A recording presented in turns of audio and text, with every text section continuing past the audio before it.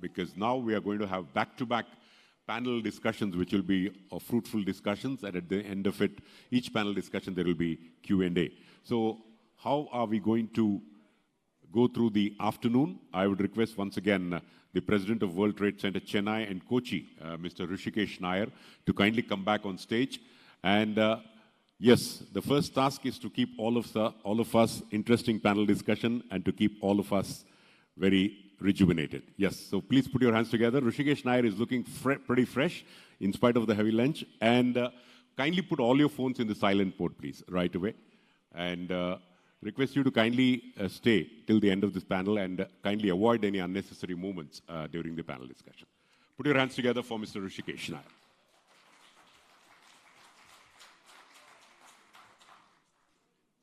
Good afternoon, everyone. Good afternoon.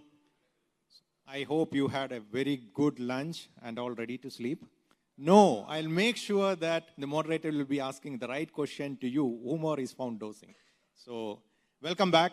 So we have, as the moderator, the MC, we have very interesting panels and very eminent speakers. So the first one, we'll start with Made in India, Make in India, and the second one will be how to set up shops. Third one will be private-public partnership model, how to leverage the stakeholder expectation. And the last one will be innovations in the real estate space. So let's start with the first one, Made in India, big box buyer's perspective. So basically the question is what to buy. And the next session will be how to do that. So what? So if you're looking at that picture of what to buy and whether it is the abundance of natural resources or the human capital, English-speaking, skilled workforce, whatever. So we have abundance, we have multiple choices what to do and how to. So let's get into the panel discussion and definitely that will all be covered. Let me ask a bit funny question before we start the discussion. Is it because this particular panel is termed because the Global Business Forum is happening in India? The answer is no. The reason why, I will myself give that answer. Because as in the morning, Deloitte was giving the speech, so you would have noticed that India is a $3 trillion economy right now, 3.6 to be precise. And we are planning to touch 5 trillion by 2027. So we have a GDP growth rate of around 7.6, which in the last quarter it's around 8.6. So we are growing tremendously. And by 2027, India will be the third biggest economy in the world. And currently, we are the fifth biggest economy. But as per the economics perspective, we are already the third biggest economy by purchase price parity, which we are discounting. But otherwise, we will be definitely reaching there. So this is the right time. In the next 3 to 4 years is the time where we should be collaborating. We should be identifying where to set up shops and how to do that. So that's why the importance or significance of this panel. So let me introduce we have very eminent panel members. Mr. Ullas Kamath, Mr. Sanjeev Keskar, Mr. Bijou Kurien, and the moderator is Ms. Uma Reddy. So let me introduce Ms. Uma Reddy. Uma Reddy is Managing Director of High-Tech Magnetics and Electronics. She is the Vice President of FICCI, that is Federation of Karnataka Chambers of Commerce Industry, and National Executive Member of FICCI Federation, that is Federation of Indian Chamber of Commerce Industry. She is the advisor to World Trade Center organizations in Bangalore, Chennai, and Kochi. She is the founder member of Emerge, that's the Engineering Manufacturing Entrepreneurs Resource Group. She is the chairperson of CLIck, that is Consortium of Electronic Industries of Karnataka. She has been the board member of multiple programs like AWAKE, that is Association for Women Entrepreneurs of Karnataka, TCSP, Technology for Center Systems Program, numerous other. She has got a list of programs where she is in the board. She has been the council member of Prime Minister's Council for MSME, that is the Micro, Small, Medium Enterprises, and the Government of India. She has won the prestigious National Award for Women Entrepreneurs 2021 and has received Karnataka Rajyotsava Award in 2005 for her contribution to the society. Please welcome Ms. Uma Reddy.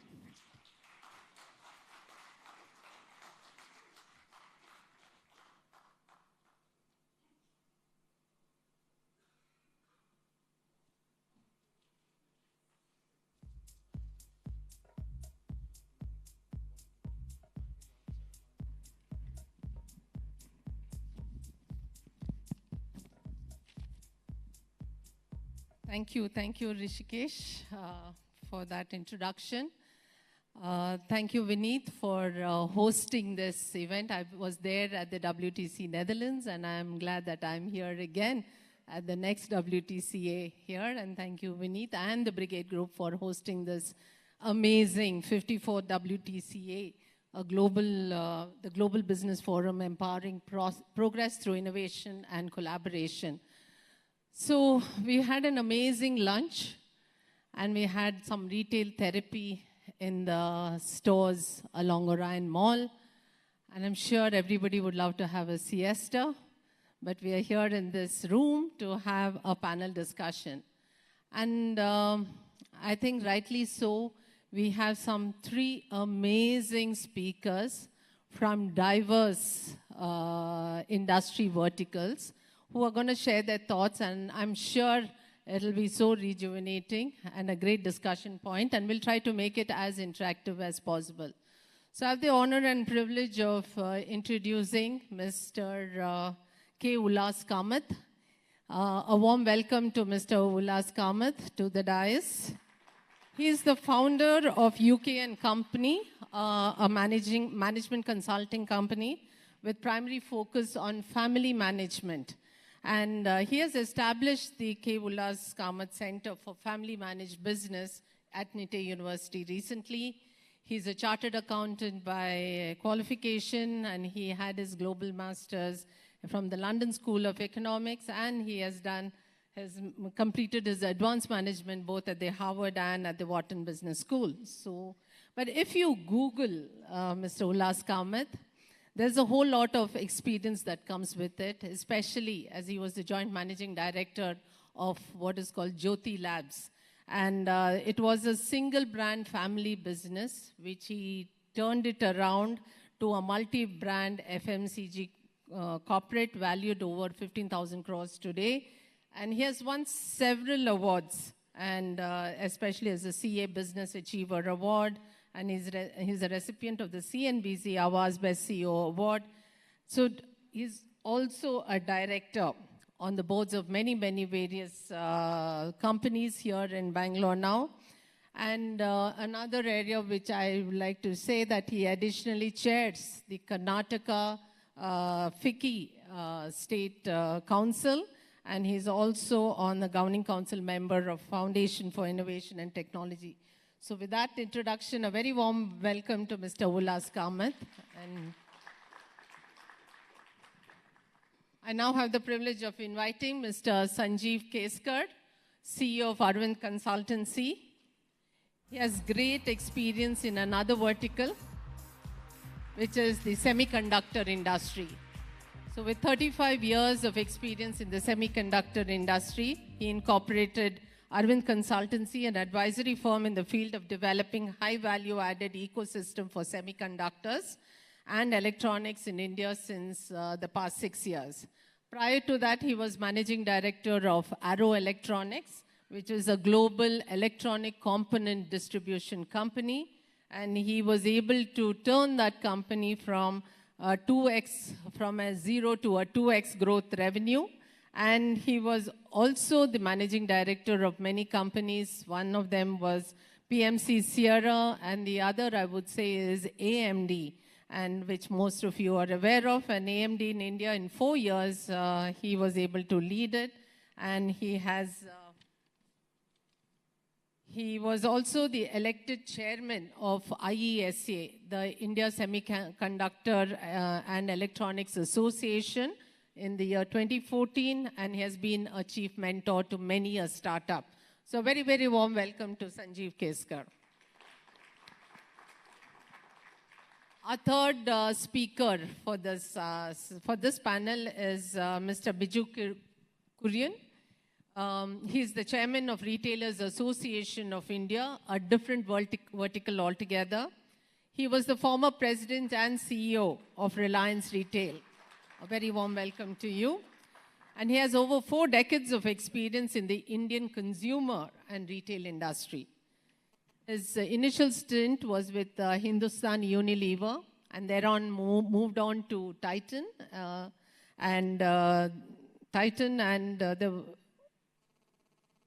Titan and one more, right? I'm not, and Reliance. No, Reliance was much later, but he was part of the Titan Industries, and thereafter he moved on to being the CEO of Titan. He then joined Reliance Industries as president, and you understand the ambitious retail foray of Reliance Retail in India, and he helped build it to be the India's largest retailer in the country. Today, he is the chairman of the Retailers Association of India and is also an independent director in many boards. He's on the boards of several listed and unlisted companies, including the World Trade Center and Brigade Group. Okay, the Brigade Group. And he also has a huge amount of experience in the consumer infrastructure and technology companies. So very warm welcome to Bijou. So I have the pleasure of having 3 speakers. So the format I'm going to go with is I'll have 2 rounds of questions with all the 3 speakers so that we get the context. And thereafter, I'd like to actually open it out to a Q&A so that there are more questions from the audience and try to make it as interactive as possible. I'm personally from an MSME, which is a MSME definition in India is a micro, small, and medium enterprise. I run a business manufacturing transformers for electronic and industrial application for over 4 decades. And wearing the hat of an MSME, I must say that this is the best time for us to be in India. And why am I saying so? We are looking at Made in India, a big box buyer's perspective. I'd like to share this, that this is an amazing time for MSMEs, especially in the manufacturing sector. I'm sure all these years there has been manufacturing, especially in the electronic sector or in apparel that went on to China, to Taiwan, to these countries. But right now India is poised for that growth. And we are very, very gung-ho, as we call it in our language, about the way the industry can go in the manufacturing sector in India. The MSMEs, we are about 64 million registered as MSMEs in the country, out of which 99% are micro. There are a small number in the small and the medium enterprises, as we call it. But what is very interesting is that the employment is about 110 million in this micro and the small sector. And we contribute to 36% of the GDP and 46% of exports. So there is right now a stage where we feel that the way the country is growing, we will grow leaps and bounds in the near future. And we expect that we will also contribute to the 5 trillion economy that the government of India has set out for us in the near future, which is 2025. So if we have to grow there, we know that we are in the right time, at the right place. And here is a time for every entrepreneur and every business to collaborate with companies in India. So with just this context, what I would like to say is that you see that movement from a startup scenario. The startups want to become micro or small enterprises. The small enterprises want to grow to be medium-scale enterprises, and the medium-scale enterprises want to be the large enterprises. And you see that growth, and for which there is a huge ecosystem support from both Government of India and the Government of Karnataka, which is the state government. And there are many, many initiatives. And this morning in the inaugural address, you heard both the Deputy Chief Minister and the Minister from Industry, along with our Deloitte head, speak about the great opportunity and the great platform that is there prevalent in India for industries to grow. So there is this great ecosystem which has many schemes which the Government of India has rolled out. And I'll quickly share about 4 or 5 points which the Government of India and the Government of Karnataka have rolled out in terms of supporting the industry. In it comes the confidence that you can invest or collaborate with companies in India for future business growth. One of them is, of course, the startups, which we talked about this morning. The minister spoke about it. And there is a huge support to embrace digital technology, AI, robotics. We also discussed about it in the previous panel. And this huge transformation that is needed for Industry 4.0, be it smart factories, manufacturing AI, or machine learning. So these are areas there is great support. There's another Make in India policy for exports, and there are numerous trade agreements, which I'm sure all the WTCs are aware of. But there's also a chance to explore foreign markets, and there are initiatives which come as a support by the government for entrepreneurs to participate in international fairs abroad, and equally so to invite participants from other countries as business delegations here. The third and the most important, which even the minister mentioned about, was the ease of doing business and the need for compliance. So you collaborate with entrepreneurs here. They'll actually help you traverse through the ease of doing business. Another area is, which we discussed again this morning, was skill. I mean, for every business, there is a need for skilled manpower. Karnataka definitely has a huge availability of manpower. But there is also a large number of institutions and organizations that help skill them to be able to be the skilled workforce for the industry and be industry ready.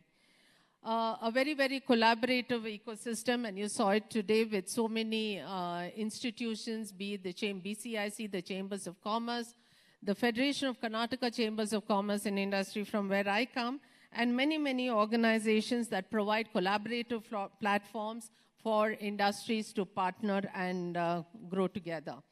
And I'll also talk about one important point which we haven't discussed today is the need for sustainable practices. And I think industry is getting very aware about the demand for ESG, for environment, health and safety, AHS. And these are areas that there is a conscious effort by all industry, and you see a lot of support that is coming to small industries also, thanks to traceability and to the last mile product, origin.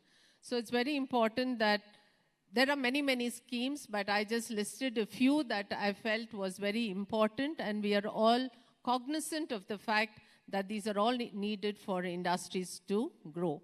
So I just wanted to set that context in terms of the government and the ecosystem that's available, both in terms of government institutions and associations and chambers of commerce, World Trade Centers, that we all work together for the growth of industry. So with this background, I will now open now the questions to our eminent speakers here today, and I will go with Mr. Ullas Kamath. He has great experience in retail manufacturing and consumer goods. And so where do you think, Mr. Ullas Kamath, does India's strengths lie? And where are the challenges that, if you see any, that we can overcome and that which needs focus? Thank you, madam. Welcome to Bengaluru. I'm sure Bangalore weather will have welcomed you. It's more or less the right time to visit Bangalore. We are just off the winter now. I can start saying that the India what you see, Karnataka what you see, the Bangalore what you see is totally different than what you'll have seen about 30 years back. The real transformation of India started in 1991, and me and definitely Kurien sir was a part of that transformation when we have seen the change in India. I'm a firm believer that you need to see to believe it, and you need to do it to believe it. The 75 years of our history, if you see, as India, we were always backbenchers, we are always outsourcing people, we are always call centers. But from there, we have moved on to a great extent. And just to give you a few numbers, when we got the independence, we were starving, and we were food deficit. And at that time, the population was 35 crore, is 350 million. Today, we are at 140 crore population. We are food surplus. So there must be something going right. Second, our life expectancy when we got the independence was 32, 33. Today is at 68, 70. Irrespective of whatever you talk about our medical infrastructure, there must be something we are doing right. That's how the life expectancy has gone to 68 to 70. And you can imagine that if average life expectancy is going to be 90 years in the next 50 years, how the country looks like. And the third biggest barometer is on the education. When we got the independent, it was less than 30%. Now we are about 72%. And India is full of numbers. Anything you multiply, you get a huge number. So India, now what you see is totally different. And I'm sure all of you have come through the Terminal 2, and that is the world's best airport today, which is made in Bangalore by Bangaloreans, using the world technology, but done as a local public-private partnership. And that's the witness. And they also got some UNESCO award as the most greener airport in the world. And this is India. Now, what is the future lies for us? We need to work for ourselves because we need to create million jobs every month. India needs million jobs every month, and in our own interest, we need to create jobs. To create jobs, you need to set up the factories. To set up the factories, you need to have investment. And that investment can be public, private, investment from both from India and overseas. And you need to be competitive. And today I can say, but for 3-4% difference between us and China, we are almost there competitive in any field what you talk about the manufacturing, and especially in consumer goods, which I represent from.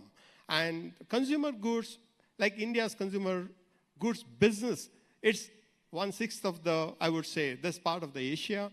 And the kind of manufacturing facilities what we have, in the past, it used to be Indian machine, but today, the machine what we have in Europe, or the machine what we have in China, or what machine we have in US is the same machine or the technology what people use here.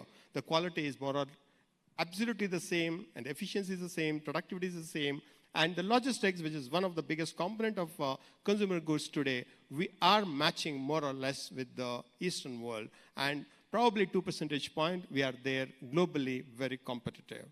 India, today I could say that it's morning at about 6:45, 7 o'clock, and it is just the beginning of the new India. What you saw in 1991, I would say 5:45 in the morning, and what you see today is about 6:45, 7 a.m. in the morning, and the next 20 years is for India. So my request to all of you is that India's story will remain at least for next 25 to 30 years.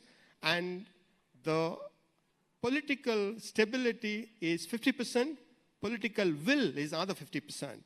And this time you see both political stability and political will for Make in India and Made for the World, irrespective of which state governments, they're competing with each other. They're competing with each other. When you go to the World Economic Forum, you see the Karnataka, see the booth, you also see Tamil Nadu, you also come to Andhra Pradesh, and all of them are neighbors here. But there in World Economic Forum, they're trying to pitch that, come to my state, come to my state. And this is the different India, what we are talking about, the competition among states to be better incentivization, better policies, and industry-friendly policies. And lastly, Karnataka, we are about 19% of our GDP comes from manufacturing, 14.3% comes from agriculture, services, our dependency is almost 65%. So Karnataka, we want to encourage more industries to come here so that the jobs can be created more there. And looking forward for any follow-up questions you have, looking forward, and more that as that I represent Karnataka, we'll be happy to handle anyone if you want to come to Karnataka, and all the support from our side. But India, you can't miss. And if you're missed already, this time you should not miss India. Thank you. Thank you. Thank you, Mr. Ullas, for that India story and the opportunities that are there in the consumer goods. And from there on, I move on to Mr. Sanjeev Keskar, who will share his thoughts in the electronics systems design and manufacturing, where we say that ESDM is the sunrise industry because many, many years we were importing a lot of components, but now we see a lot of manufacturing happening in electronic sector, and we also see a lot of tech unicorns happening. So over to you, Sanjeev, to share your thoughts on it in both opportunities and challenges. Thank you, Uma. Good afternoon, everyone. India with 1.42 billion population and more than 500 million middle-class population who has a buying power Electronic consumption is really rapidly growing in India. Everyone wants smartphone, laptops, tablets. Infrastructure is growing. You will see a lot of data centers coming up, server farms, as well as 5G infrastructure is getting rolled out now. Smart city projects are getting rolled out. So as per Ministry of Electronics, last year, electronics consumption in India was $120 billion. Global electronics market was around $2.2 trillion. But growth rate of India is very fast. In next 4 years, by 2027, we'll be having electronic consumption of $300 billion in India. And that growth is going to fueled by automotive electronics, industrial electronics, consumer electronics, as well as medical electronics and telecom infrastructure and defense electronics. So all sectors are growing. The challenge what India is going through today is about the local value addition. Because today, because of government's production link incentive program, PLI program, lot of manufacturing is happening in India. Today, more than 90% mobile phones are manufactured in India as well as exported from India. Plus, there are various PLI schemes for automotive electronics, telecom, and other products. But what's happening is, today we are setting up SMT lines for manufacturing, but the major value is into component ecosystem. Semiconductors, we are importing 100%.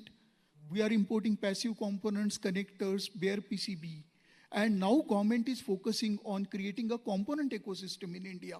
Last week only, I don't know how many of you have read, but Tata, which is one of the large conglomerate in India, have announced wafer fab unit in Gujarat.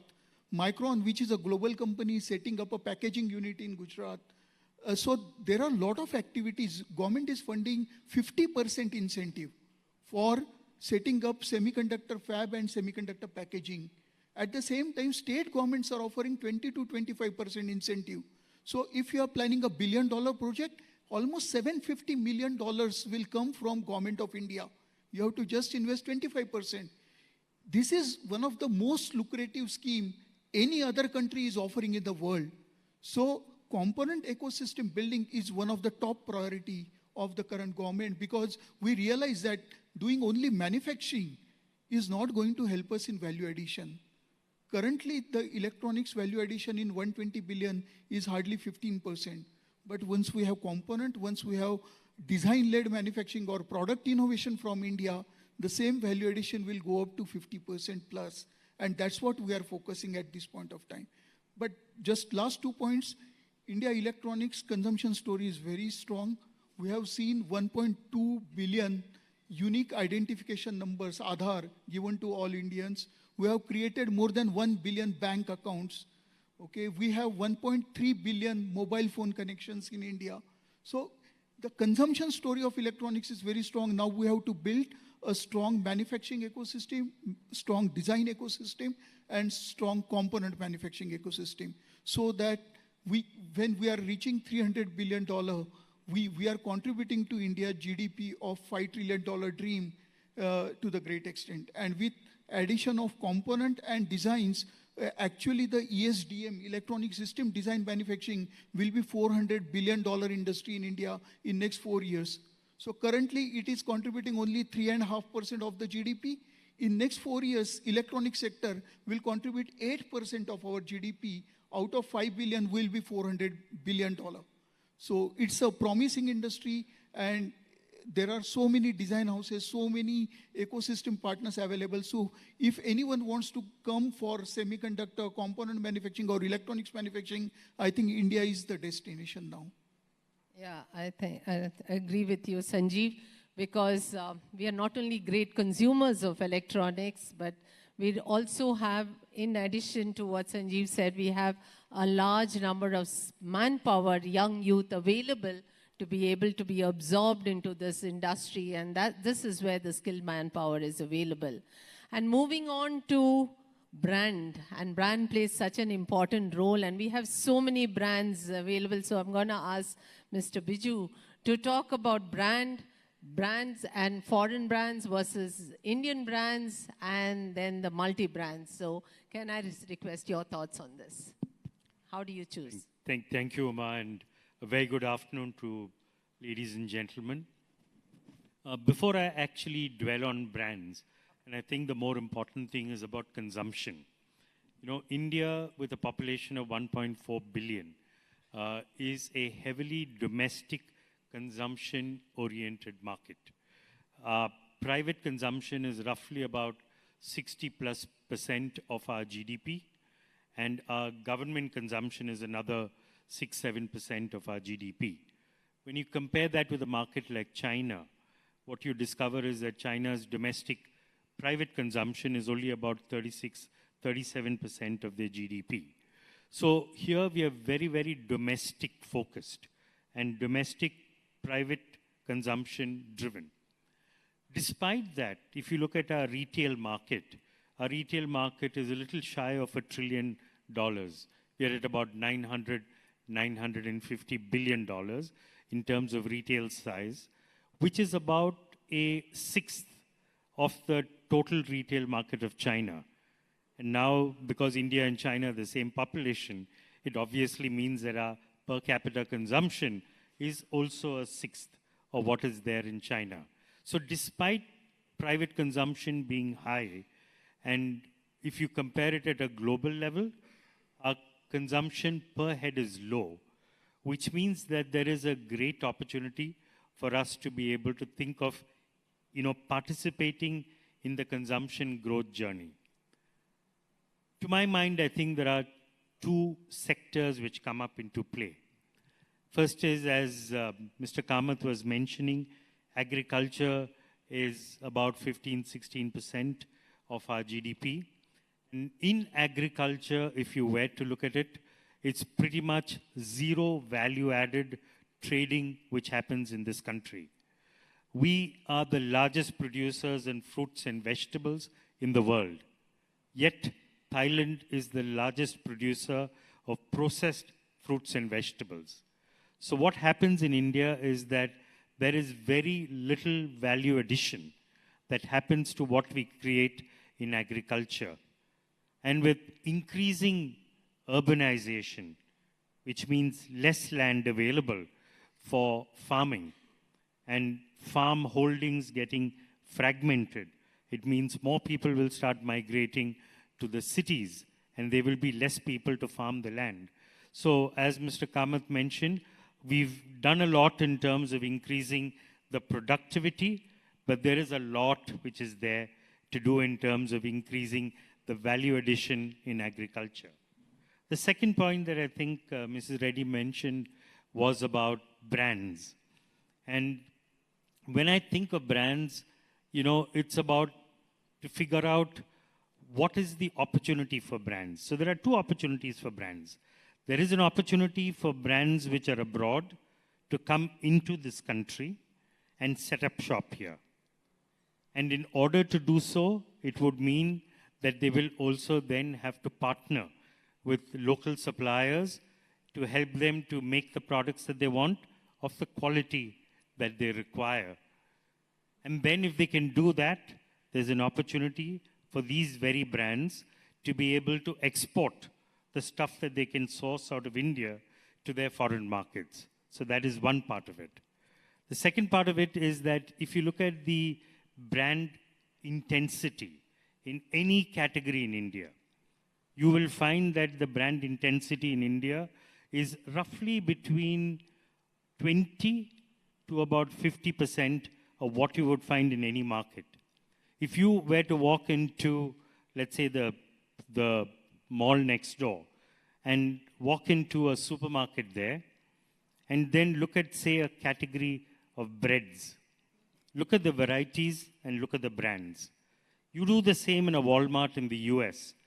You will find at least 20 times variety and brands available in the same bread section in the US. And it is not that, you know, we have less population than the US, but we haven't invested enough in terms of innovation as well as in terms of brand development. So that's another very, very large area which is there. Many are discovering those which have already come in, like Walmart, like Amazon. All of them have discovered that there is a pot of gold in sourcing out of India, it certainly makes a lot of sense when you consider it is a risk mitigating strategy to keeping all your eggs in one market, which is China. This is a great opportunity to be able to develop that risk mitigation strategy and export to similar markets. Because we have products here which you will never find anywhere else. If you think of a 2-cent shampoo, which is a single-use shampoo, you won't find it anywhere in the world, but you'll find it in India. Because 70% of Indians live on daily wages, they can't afford a $3 shampoo bottle. Because if they buy that, then they will run out of rice for the day.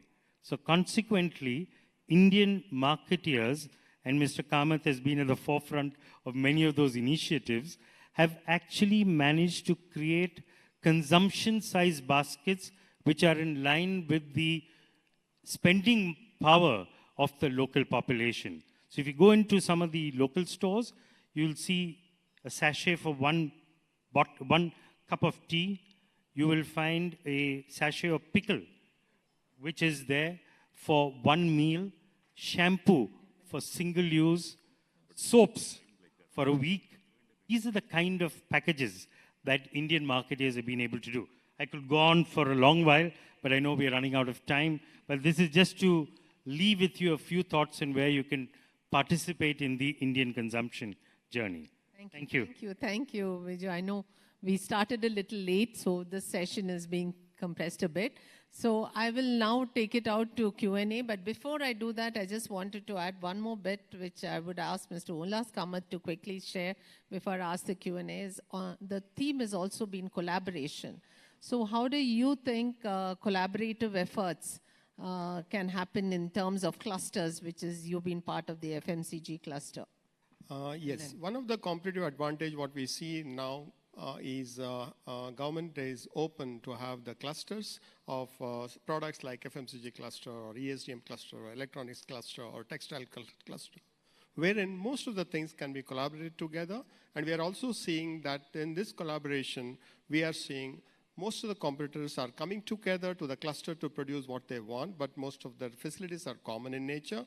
And also, we are seeing for the first time public-private partnership along with academia. So that will give us, our calculation of the government is that that gives them 4 percentage point more EBITDA margin if they work together at one place, wherein you can get the skilled labor, you get the facilities, which is a shared format. So with that, it will be wonderful for you people to get into the clusters, wherein it's a plug-and-play model is what we are recommending to the government. And government of Karnataka has already done about 8, and one of that which we have done for FMCG, doing extremely well. I will like to add to the same question. When it comes to electronics, India's strength is design. Today, most of the large semiconductor companies have their VLSI chip design center in India. Most of the large electronics company global, they have their captive design centers in India. Our design services companies are doing global projects from India. So India, one should leverage for design because we have one of the excellent startup ecosystem, design ecosystem, and talent availability. So that's the one point I would like to leave you away with. Anything you want to get it developed for the next generation AI products, IoT product, India is the place. Thank you, Sanjeev, and I will take some questions. Yes, please. I have a question for all the panelists, the 3 eminent panelists here. As Mr. Kurien rightly pointed out, that most of the products that we make in India are for domestic consumption. And so essentially what we do is we make in India and make for India. But what are the top 6 product categories that among you can highlight to our audience here, where they can actually look at make in India but made for the world, where they can come and pick it up from us at very competitive prices? Yeah, Kurien, you want to go? So, if you ask me, top of mind, home. So when you look at home furnishings, home furniture, it's a little more universal in terms of design, can be made in India for the world. The second is in terms of fashion. Again, fashion, leaving aside colors, fabrics, but in terms of design quality, garmenting, costs, India does very well, can again make for the world. Third, I think Mr. Keskar mentioned about electronics. This is another area where there is a great opportunity. Forget the sophisticated high-tech electronics, but the common use, consumer use electronics is another area where I believe there is a great opportunity for India to make for the world. These are just my thoughts. Anything you want to add? I would like to add two things from my industry point of view. Chip design. Because in electronics, things change so fast. We have seen industry 1.0 to industry 4.0. Now we are talking about robotics, we are talking about AI, we are talking about IoT. And that talent is available here. So any innovation, any product innovation, any chip innovation, one should really look at Indian ecosystem for the globe. I would recommend personal care products, especially the premium one, and positioned as Ayurveda or nature-based, because you have the ingredients available here locally, and premium end of personal care products, where the selling cost is not more than 5% of your invoice value, will be the right thing to do here. Thank you. He has a question. Yes, hello. My name is Eugenio Reyes. I'm the head of the World Trade Center in Monterrey, Mexico. I've been fascinated all day listening to all of you. I've got two nested questions. One is, what happened in 1991 that made India have this quantum growth? And the other is, several of you have mentioned that 2027 is going to be a threshold for India, that you'll become the third largest economy in the world, that electronics is going to be 8% of the GDP. And I believe it's going to happen. But how would you go about doing so, given the fact that less than 5% of all the contributors, all the Indians pay income tax, and 70% of all the Indians have to buy on a daily basis because that's their livelihood? Great question. We need a whole session for this. Yeah. Yeah. One, I tell you that the people who are paying the income tax, when you say 3%, don't forget that every Indian paying the GST, which is the secondary tax, which is tax on the products on consumption, and which is real. If I buy shampoo, if anybody buys shampoo, they pay the tax, and that's huge.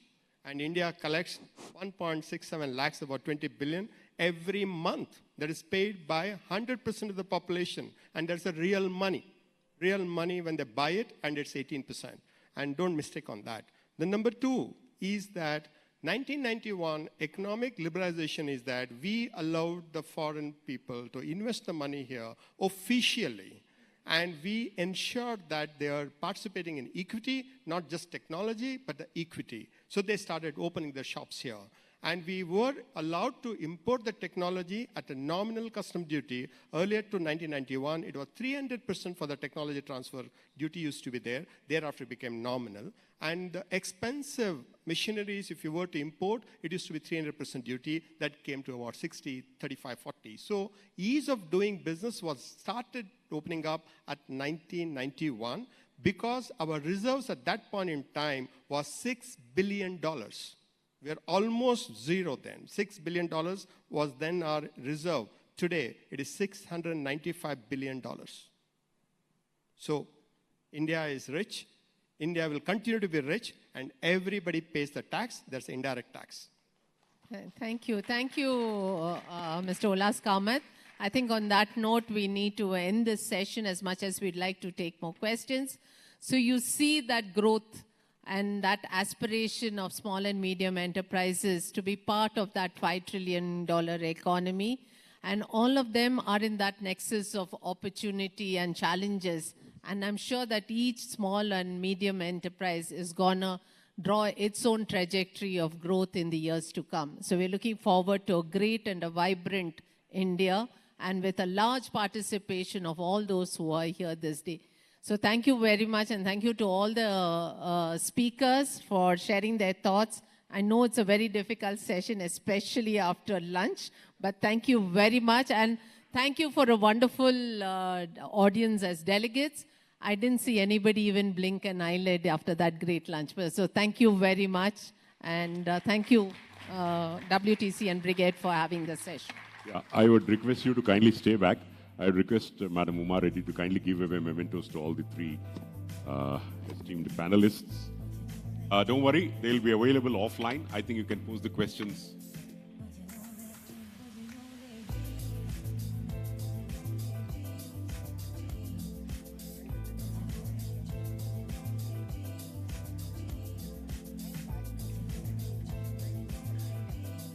The panelists will be available hopefully offline, and you can pose your questions to them when they are available. Yeah, I would request Mr. Vineet Verma to kindly give a memento to the moderator, Umar Reddy, also.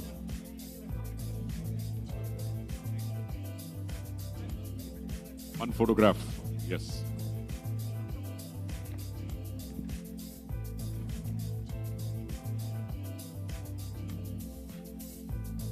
Ladies and gentlemen, if you've forgotten to clap earlier, here's an opportunity. You can do that for the panelists.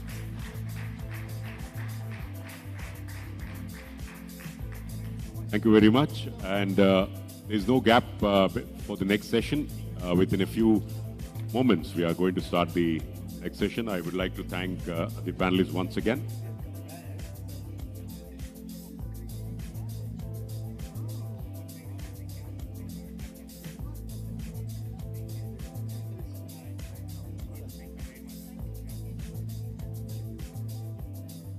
And Mr. Hrishikesh Nair will now give us an insight into the next panel discussion.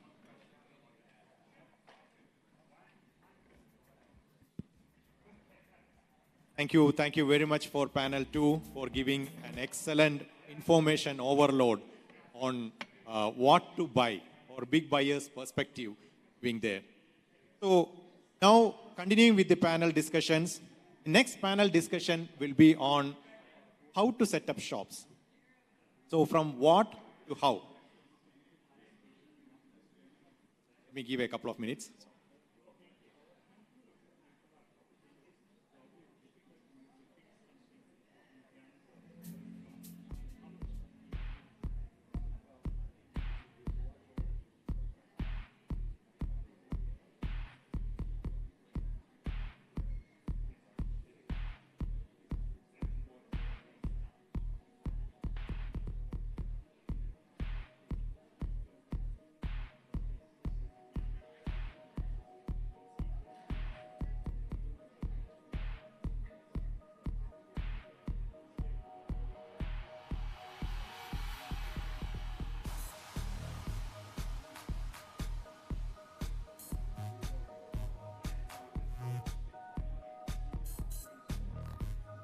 Okay, I think because of the laxity of time, we will continue. So the next session, we'll be talking about how to set up shops in India. To set up shops, definitely we need to have the foreign direct investment to be liberalized. So if you look at it, the FDI policy has been thoroughly liberalized in the last couple of years. And in the last financial year, if you look at it, it's around 14 billion US dollars as the foreign direct investment. So, which actually put up a path when we march towards a 5 trillion economy in the next couple of years that paves the path for more investments and how to set up shops in India. So with that, I can even give a small example of how one sector did it. I don't want to talk more about any other sectors. Say, for example, IT sector. If you look at it, it's around 285 billion US dollars in the software exports.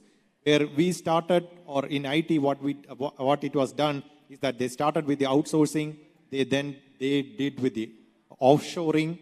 How they set up the shops, the trajectory was different every decade.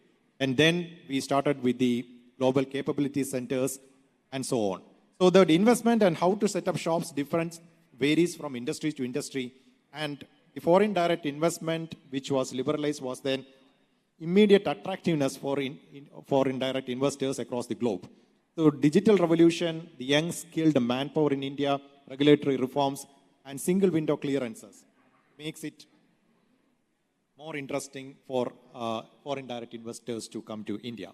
To throw light on the above, the eminent panelists, what we have for the next panel, we have Mr. Sekar, Mr. Prashanth Doreswamy, Mr. Guruprasad Mudhlapur, and the moderator is Mr. Rajiv Khaitan. So let me give a couple of minutes for Mr. Rajiv Khaitan. Mr. Rajiv Khaitan is a senior partner with Khaitan and Company legal firm. With over 35 years of experience in general legal practice with a focus on business laws, he heads the corporate and commercial practice group, including the defense, hospitality, technology, real estate sectors at Bengaluru. He advises on all aspects of business, including the business laws, regulations, corporate governance, finance structuring, taxation, negotiation on commercial contracts, securities laws, and listing regulations, etc. He's an adept in mergers and acquisitions, both in India and overseas, foreign exchange regulations, foreign investment regulations, investment and transaction structuring, India entry strategies, private equity investments, and shareholder agreements. Let's welcome Mr. Rajiv Khaitan. Sir, please. Thank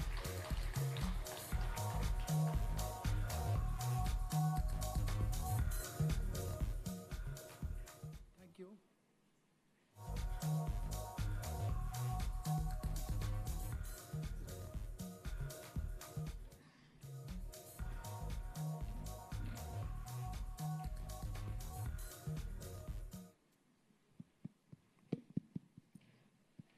Good afternoon, everybody. And thank you for this privilege to introduce this panel on this subject, which is very, very interesting.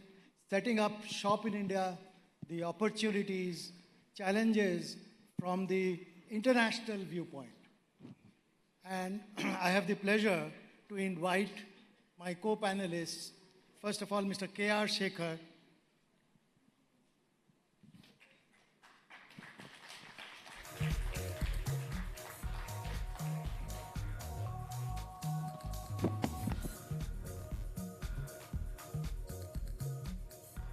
Mr. Sekar leads the domestic practice at leader Deloitte Private, Deloitte India.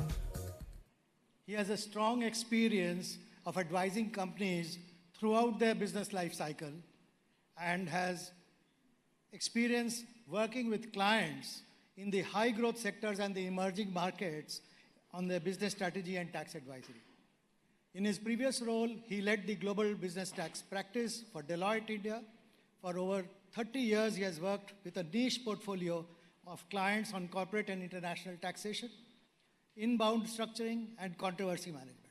He is associated with many landmark litigation across global companies and is recognized as a leading tax advisor from India in the Guide to the World's Leading Tax Advisors published by Legal Media Group, Euromoney, and also as one of the leading tax controversy leaders by International Tax Review. In addition to advising clients, Mr. Sekar is active in representing before the government on various tax issues, impacting industry through his advocacy, positions taken through the various chambers of commerce he participates with. He is also a prolific writer, and he has just recently published a book on double taxation treaties, concepts, practices, and trends, which was released very recently in February. He is the immediate past president of the Bengal Chamber of Industry and Commerce and works closely with the other chambers. He is also a member of the governing body of International Tax Research and Analysis Foundation, a dedicated research body in the field of international tax, and has contributed papers in areas of international tax. I now call upon the stage Mr. Guruprasad Mudhlapur.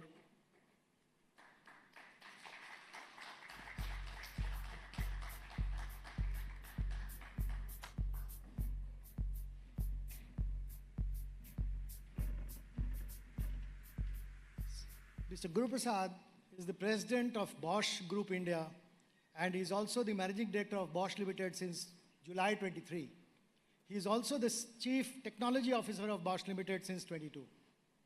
He has been the vice president at Robert Bosch Engineering and Business Solutions India in 2013, where he headed Electronics Engineering Division and was responsible for design and development of automobile semiconductors and electronic control units. He was also the regional president and managing director of Bosch Automotive Electronics Private Limited. Since January, he also heads the project house for electrification with Bosch India, and it's responsible for electrification engineering unit setup and building future-ready competencies for electric light commercial vehicles, passenger cars, hydrogen internal combustion engines, and fuel cell electric vehicles. Prior to joining Bosch, he was with NXP Semiconductors at Singapore and the Netherlands in the area of semiconductor development for mobile personal communication and digital televisions for almost 15 years. He has a bachelor's degree in electronics engineering from Bangalore University, and he has completed EGMP at IIM Bangalore in 2011. Thank you for coming and participating in this. I now call upon Mr. Prashanth.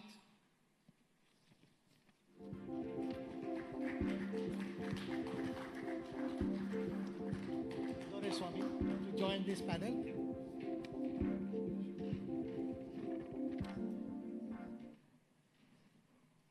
So Prashanth Doreswamy is the President and CEO of Continental India, which we all call Conti.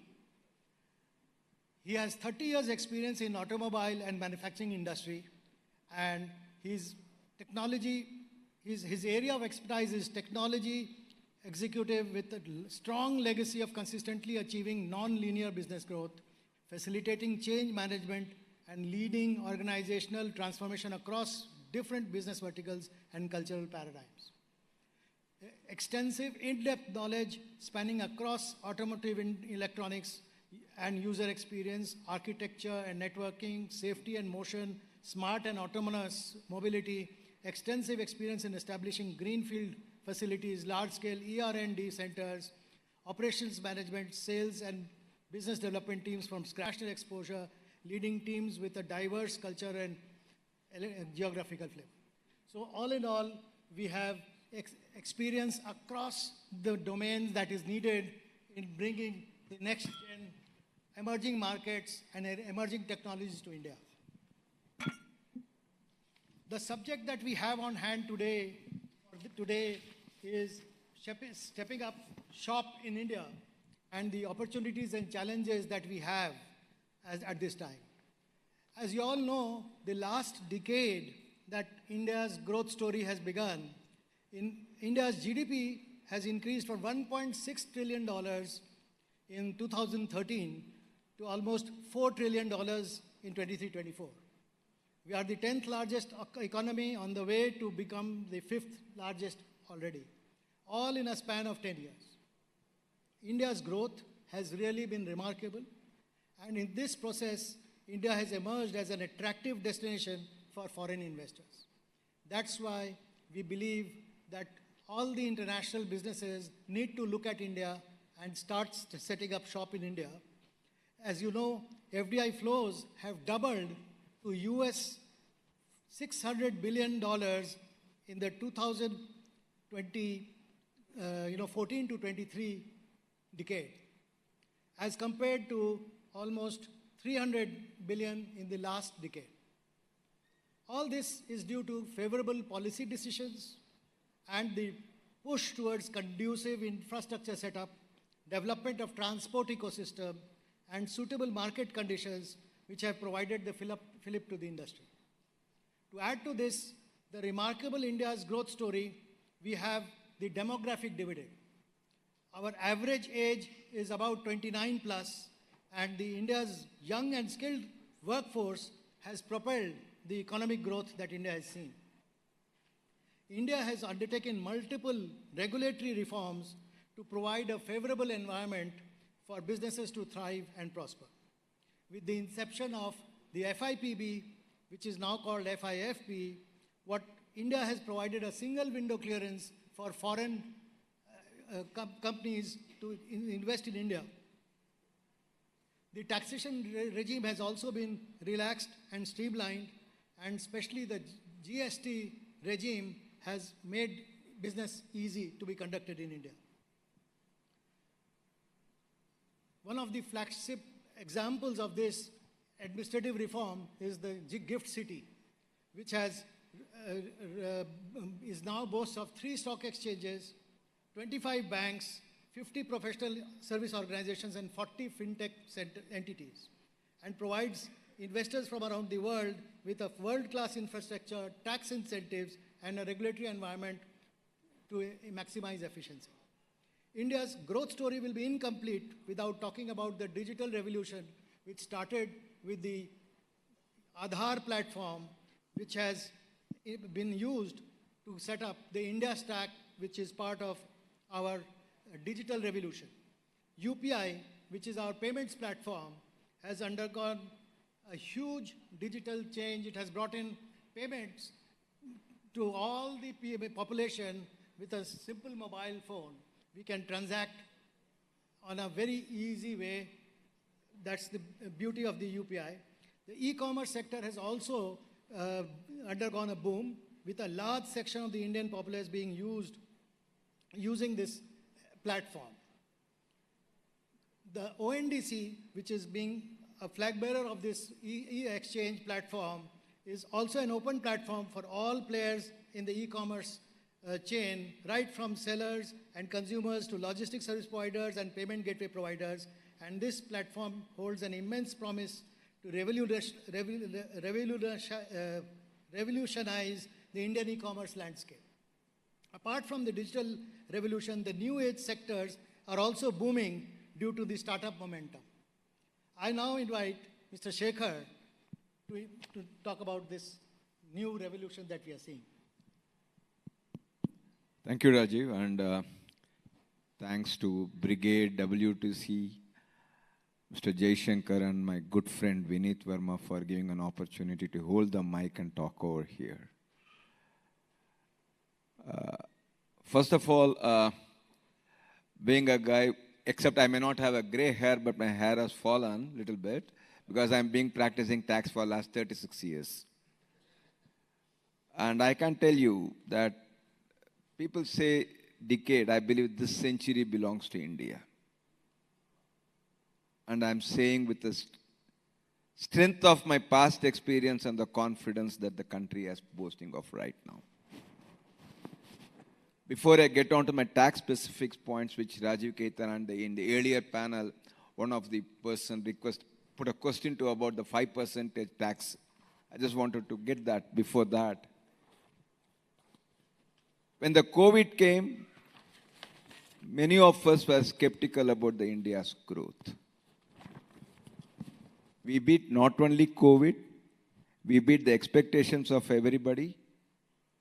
And India created a phenomenal health care and health support to the global world, which nobody expected. And that is the strength of India today. Now, when I move out of that, when I come to the regulatory regime, the entire FDI is liberalized. I don't have any sector where there's a ceiling on FDI investment. India invites foreign investment in every sector that you name it, including the space sector. 1991, when we started with an FDI policy where we had to go to FIPB, put up an application, get the approval. Today, nothing like that. You can just invest in India. And as I was telling today morning, my CEO was mentioning, every state is competing with the other state to invite a foreign investment. That is the level in which the investments are keeping up in India. The most important thing is the stability in the foreign exchange policy.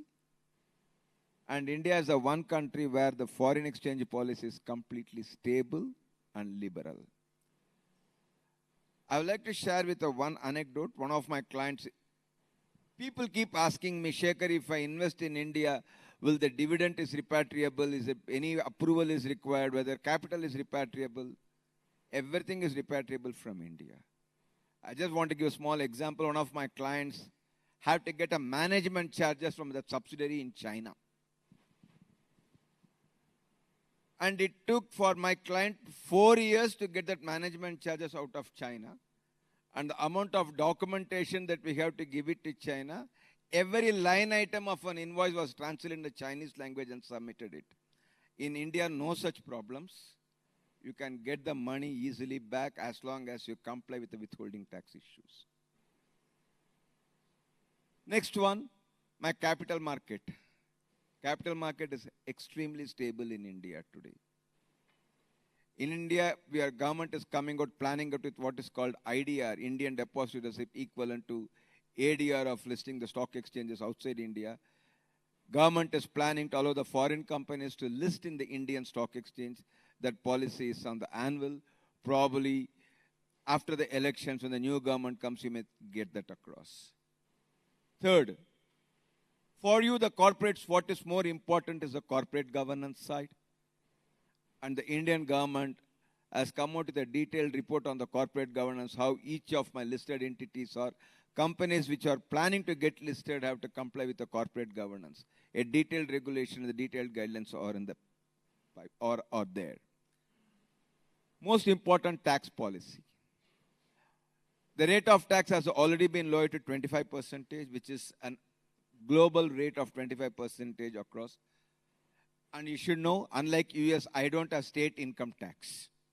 In US, I have a federal income tax, state income tax, plus my friends in US will say, if you have a labor working out of California, but the office is in New York will impose a state income tax as well as California. I don't have such problems in India. Income tax is 25%.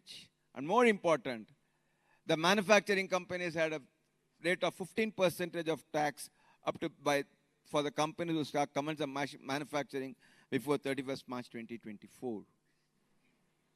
GST, one nation, one tax. Yes, we had challenges. Today it is one nation, one tax. I don't have the problem of entry tax or octroi or anything. It's one nation, one tax. GST is completely on paper and on plan, completely implemented. Now the most important thing is that my compliance part. I have a simple form for individual taxpayers who has to just fill the compliance form, only one form. I don't have multiple forms for any individuals, unlike some of the Western countries. One tax form for any individual. And that also gets picked up from the income tax system in the department, which gets picked up the data. You need to spend very little time. And the first time in India in the last many years, individuals who has to get a refund of less than certain amount got the refunds within 30 days of filing the tax return through electronic system. E-refunds have come into India. So the system as well as administration is phenomenal. And last but not the least, the GST as well as in the IT, the entire thing is on the technology and technology-based compliances. So your compliances are very, very easy. You have all the data will take care of the compliances, and that is how it has come up. And somebody raised a point in the last panel. How about the India can you beat when you have only 5% of the population is paying income tax? I don't know whether I heard the question correct. Just to give a statistics, India's direct tax collection up to January, we have crossed the 80% of the annual target what is kept for us. Our direct tax collection up to 31st January is 14.19 lakh crores.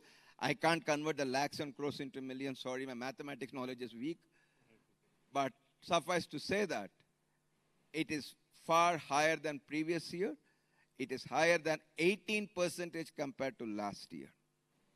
And my total tax return that is filed in the current year is 8.49 crores of tax returns that is filed. And we have a system by which, for example, my good friend, I don't want to quote me as an example. I would like to take Rajiv Khaitan example. He buys a gold in a jewelry shop. He has to give his permanent account number in the jewelry shop. His permanent account number gets tracked, and the end of 30th day, he will get a notice from the income tax department, have you disclosed the gold in your tax return? So that much of technology is being adopted by the department. So suffice to, and what I wanted to ensure all of you is that it's a great place to invest, and your capital is safe, your liberalization is good, your repatriation is possible, everything is done. What government looks at is only a compliance. Don't compromise on the compliances. Rest is all taken care of in India. Thanks, Rajiv.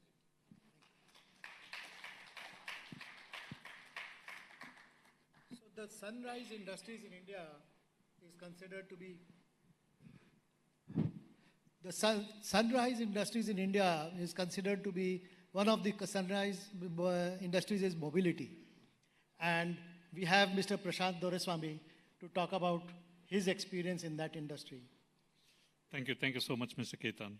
I think many of the panelists talked about India reaching 5 trillion in next couple of years.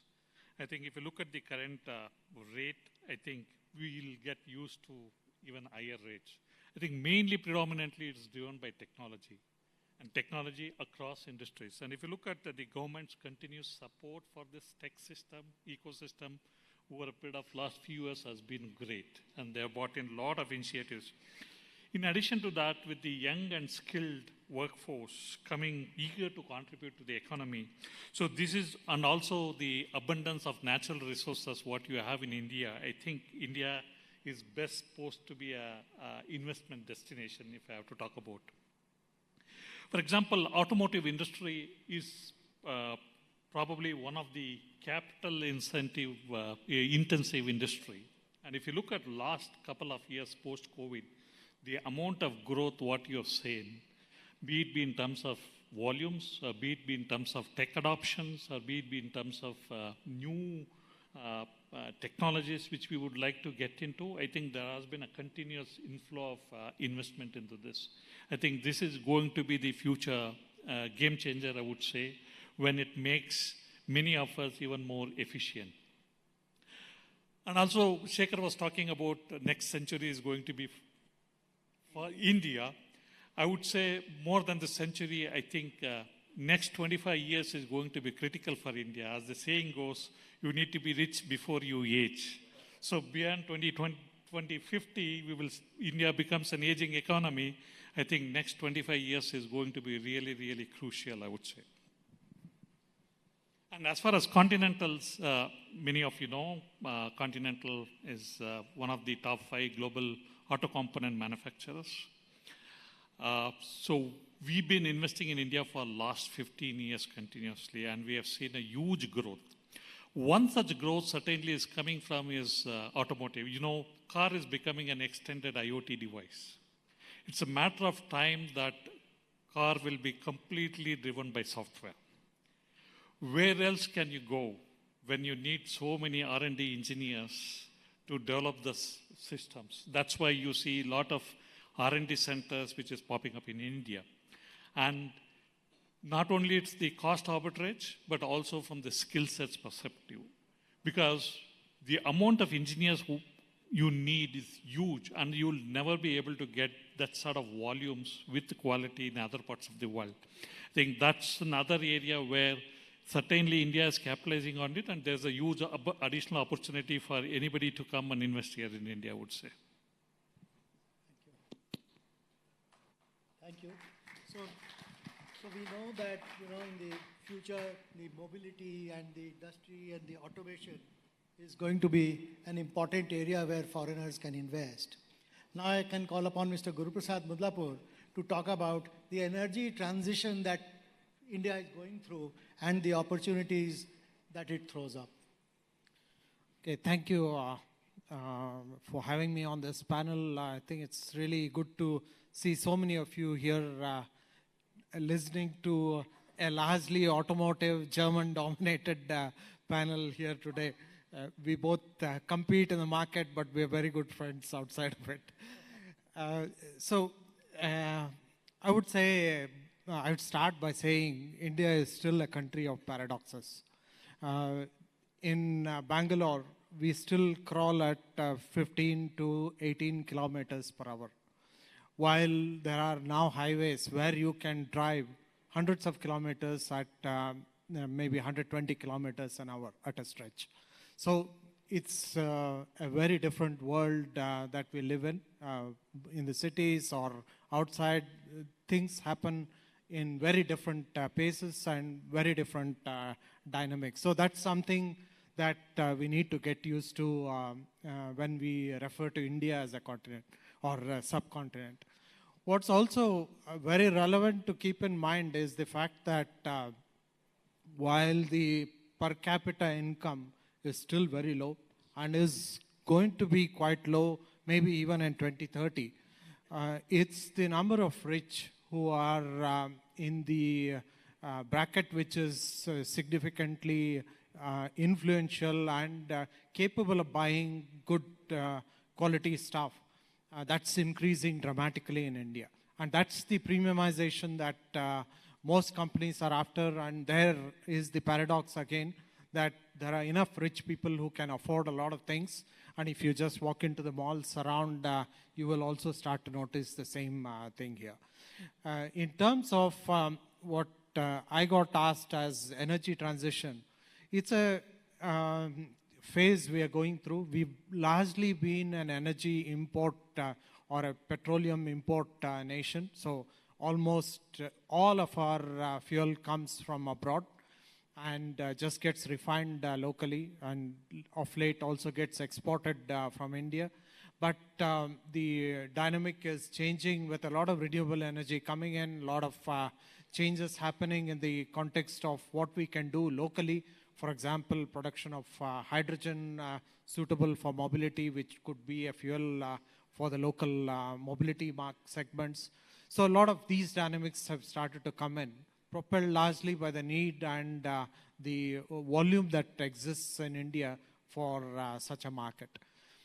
Coming a little bit to Bosch, we are now over 100 years in India. So one of the largest tier ones worldwide, but also one of the oldest tier ones in India.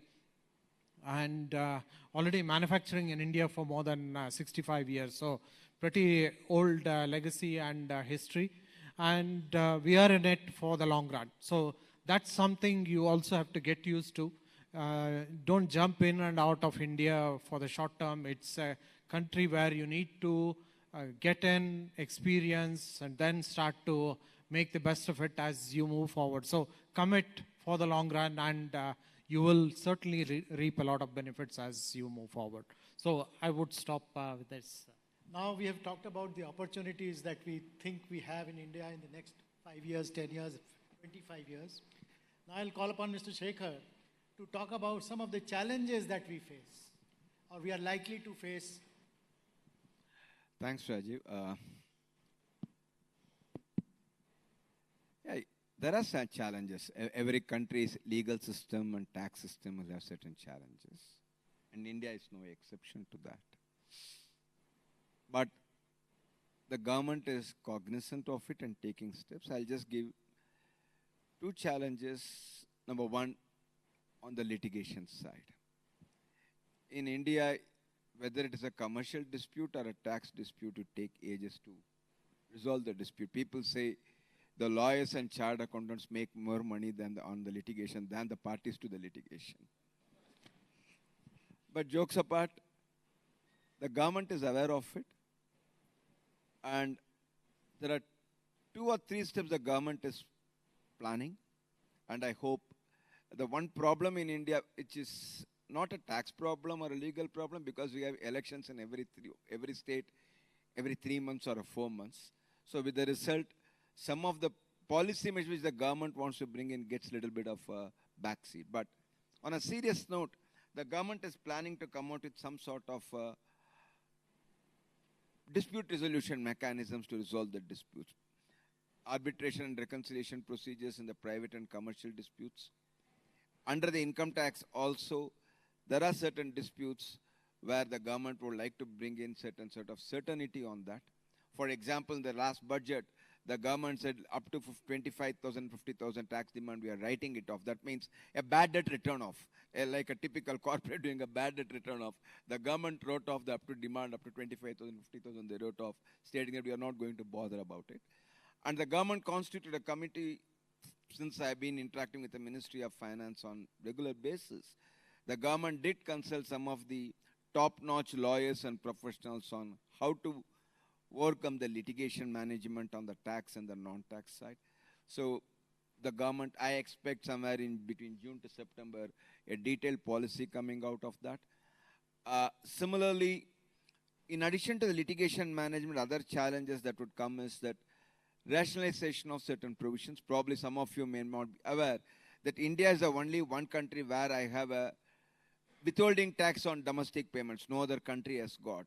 So that rationalization of measures, the government is planning it across. These are the two. The third is not a challenge, which is an improvement, which I hope, I didn't want to raise it in front of D.K. Shivkumar today morning. improvement of my traffic in Bangalore. That's the only thing I would like to see at some point of time, Rajiv. Thank you. Mr. Prashanth, some challenges that you face in your sector and in your perspective. Sure. I think 4 or 5 of them. One, certainly transitioning into electrification. And if you see, many of the countries have already transitioned to about 20%, 25%. This is predominantly with the backdrop of the subsidies being given by governments. Unfortunately, India is not a rich country, and car is considered as a luxury product which is taxed very high. So today, there is a premium of about 25 to 30% on the electric car.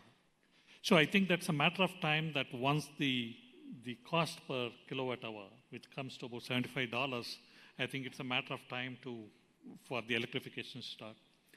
Number 2 is certainly the infrastructure. And the third is, India, there's a lot of energy consumption today, predominantly driven by thermal energy, which is also not a sustainable energy. While India has a target of about 500 gigawatts, that is 50% of the power coming from green sources by 2030. Thus far, we have achieved about 200 gigawatts. I think that's very important over the next 5-6 years. How do we keep up with this installation of the solar and the windmill so that we achieve this target? And also, once we have that fully electrification, by that time, about 30 to 40% the energy consumed is also from the green sources. So this is one challenge. Secondly, the supply chain.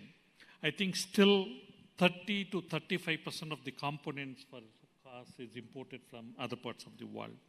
India has a lot of dependency, be it beyond China, or Europe, or US, and more so especially with a lot of technology going in with the electronics coming in, there's huge dependency on the semiconductors, active and passive components. I think that's one area which India government is actively working on that. It could take next 4 to 5 years for us to build this ecosystem because we never had this ecosystem. I think that we should be able to overcome. And the third is keeping up with the consumer preferences. India is a very difficult market at times when it comes to, it's a value-driven market. If you compare any product from other country to India, India fetches at least 15% less. That's the value. So how do we ensure, we as an organization, that we make it affordable while bringing in these technologies to cater to these new Gen Z consumers? And the fourth is certainly the technology and infrastructure. I think, when it comes to car, 10, 15 years back, cars used to be purely mechanical. Then slowly we started adding electronics to that. With that electronics, they came in software. And today it's becoming a software-defined vehicle. So when you are developing these technologies, there's a lot of investment is required, upfront investment is required. So from that perspective, how the government will also support the industry. So these are the 3 or 4 challenges, I would say, but every challenge has an opportunity on the upside as well. Thank you. So there are challenges, but it all seems to me that these are opportunities for foreign investors to come and take up mitigation steps and relieve the country and its challenges by bringing in technology from their own experiences around the world. Now I'll ask Mr. Guruprasad, what are the challenges that you see from your perspective, especially from the automobile or the mobility or the energy transition or any other challenges that you think are in? I would more or less echo what Prashanth said, because we are in a very similar sector. The only addition I would make is while we sort of have abundance of talent in India, we also have shortage of talent in very many critical areas. So there's also a lot of talent flight, which goes to the best of places because it's so mobile. The Indian talent today can go anywhere and work, and that's one of the handicaps that we have. The good English-speaking talent, they get picked up right out of the university, go everywhere. So if you look at new technology areas like electrification or power electronics or semiconductors, a lot of talent goes abroad. And that's an area where we have to do quite a lot more to retain that within India. And I would say, in addition to what Prashanth said, this would be another challenge we'll have to cope with as we go by. So now we have actually used up all our time. So maybe we can take 2 or 3 questions. So Vineet is raising his hand. Excellent session. My compliments to all of you, sirs. During my interactions with most of the business delegates who are friends of mine as well, and there's been a couple of concerns they've always conveyed, and sometimes out of maybe not knowing what's really happening in India, they keep talking about the complicated way that India operates in terms of its business, and also the difficulty in doing business with India, doing business in India for foreign companies. So what would be your top 2 words of advice for the foreign companies or potential investors from overseas if they were to come into India to set up base in India or to do business with India? That is, sorry, the related question also is also a lack of clarity as to which are the sectors in which they can freely invest in India. For example, in housing, can they invest? They cannot buy a house here. So if you can kindly elaborate a bit more on that. So India is a country which has clear regulations, and therefore, so long as you comply with all the regulatory requirements and you know about those regulations in advance before you set up shop in India, you will face these problems. And that is why some of the foreigners come here first with a joint venture of sorts, especially in manufacturing, because, you know, to comply with all the regulations, either you do some advanced recce and find out about the regulations and then come in. Otherwise, later on when you find yourself on the wrong side of law, then you get into trouble. So I will ask some of our panelists to explain what are the regulatory challenges that they have seen. Maybe Mr. Sekar, you'll take the first shot. Yeah, sure. So Vineet, all sectors today is opened up for FDI, barring investment in the real estate. That is because the capital on the real estate, the government still has got some hold, but there also you are allowed certain 100%, in some case 50%. All sectors you are allowed to do an investment. Manufacturing, there is no issues at all. You want to do any manufacturing, even agro-processing, except agriculture, agro-processing, you can do 100% investment. No restrictions on investment in any sector. The second, I would like to make it simple, ease of doing business. Whether in India, within India, with India, I would like to make it as an ease of doing business. Ease of doing business, let me divide into 3 buckets. Probably I need a couple of minutes extra, Rajiv. I'm seeing time is up. It is a red, but just give me a couple of minutes time there. Sorry? Okay, I'll blame you. I don't want to blame my brother for that. Okay, just a couple of, I'll take it into 3 buckets. The first bucket is what I call the financial side, your exchange, income tax, GST, those sort of compliances. Those sort of compliances, no question of non-compliances. Forget about India. Even the global headquarters companies do not want any non-compliances on these 3 sectors. You can check with Prashanth and Mr. Guruprasad offline. They need to give a compliance report every month to the global headquarters that they have complied with the Indian laws. So these 3, no question of non-compliances. What is compliance is that you need to file a regular forms, quarterly, half-yearly, and annual forms. You have to file it, and today is technologically enabled, you can do that. The second set of compliances, what I call the state laws, like your state labor law regulations, your Factories Act, your Industry Act, your land regulations, those regulations, you need a local expert to comply with that. Yes, it is a compliance, you need to do that. The third bucket is the commercial compliances which you need to take care of it. Just to give an example, Vineet, 5 years back in 2016 or 17, anybody who is doing business in India was expected to do a compliance of almost around 240 plus compliances. Now it is brought down to 138. Now the government is trying to bring down at less than 100 because through the technology. So probably I would expect in the next year when you have this WTC symposium or wherever you are having it, I can confidently say that the number of compliances that will be reduced to 100, because moment the labor code, which is most important one in India, gets introduced, my entire compliances on the labor code will become simple, and to that extent it will help the industry. So that's what we are progressing. One more question maybe we can take up. Yes. Thank you, Mr. Rajiv. And I want to thank you, panelists, Mr. Parsanata, Mr. Sekar, and Mr. Garanspad. I was planning to ask, on the previous panelists, so I would like to say thank you for Sister Uma, Mr. Ullas, Mr. Sanjeev, and Bijou. So I will again thank you for panelists, and thank you for World Trade Center, Bengaluru. My question is, is the government of India considering to apply tax-free system, moderate tourism, and improve visa services? I think government of India has to be business-friendly to increase per capita income and foreigners to invest. For example, I was in UAE last week, and I learned that 18% of UAE population is Indian. What is the perspective of the Indian government to bring Indians to invest here, at the same time foreigners?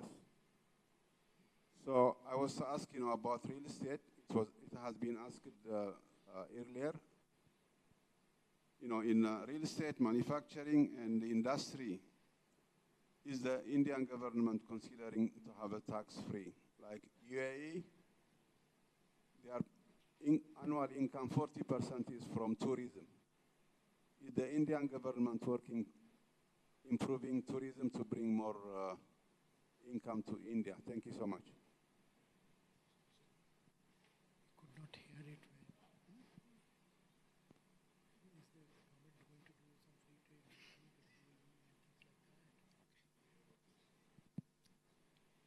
If my understanding of the question is correct, you are asking whether the Indian government is planning for any free trade zone or free trade agreements with other countries, and what is their policy towards the manufacturing. Is that my question? If my understanding is correct, sir?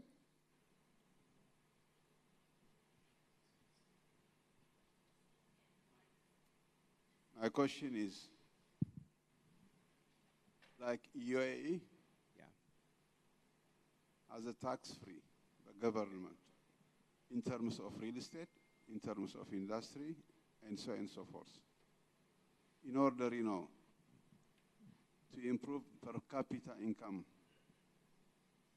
and then to bring, investors, is the Indian government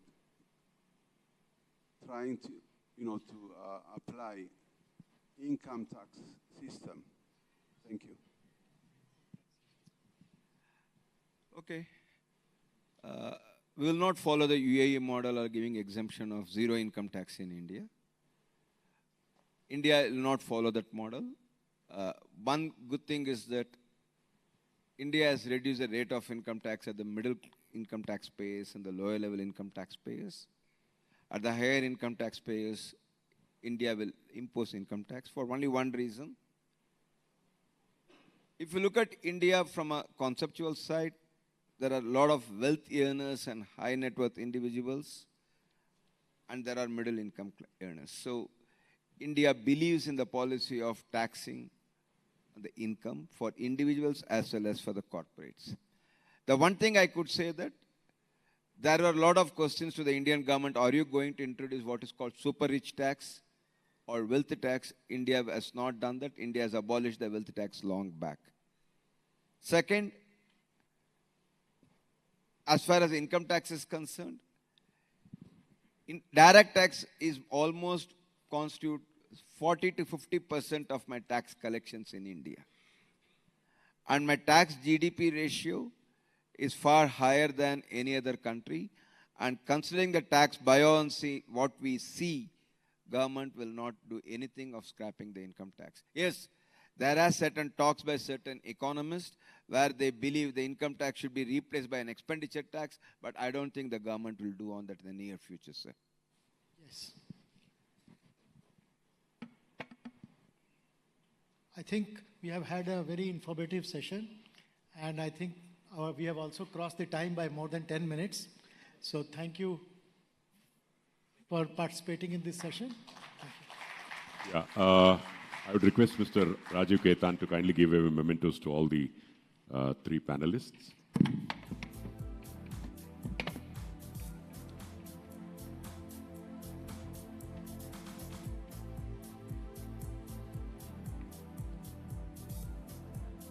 Let's give a round of applause. We wish we had more time. Thank you.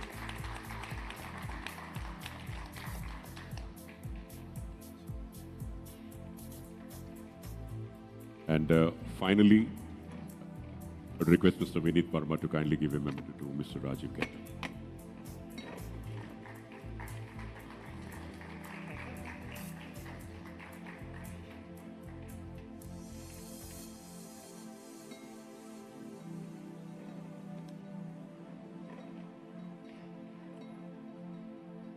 Once again, thank you very much for that highly absorbing session as we head straight towards the next session.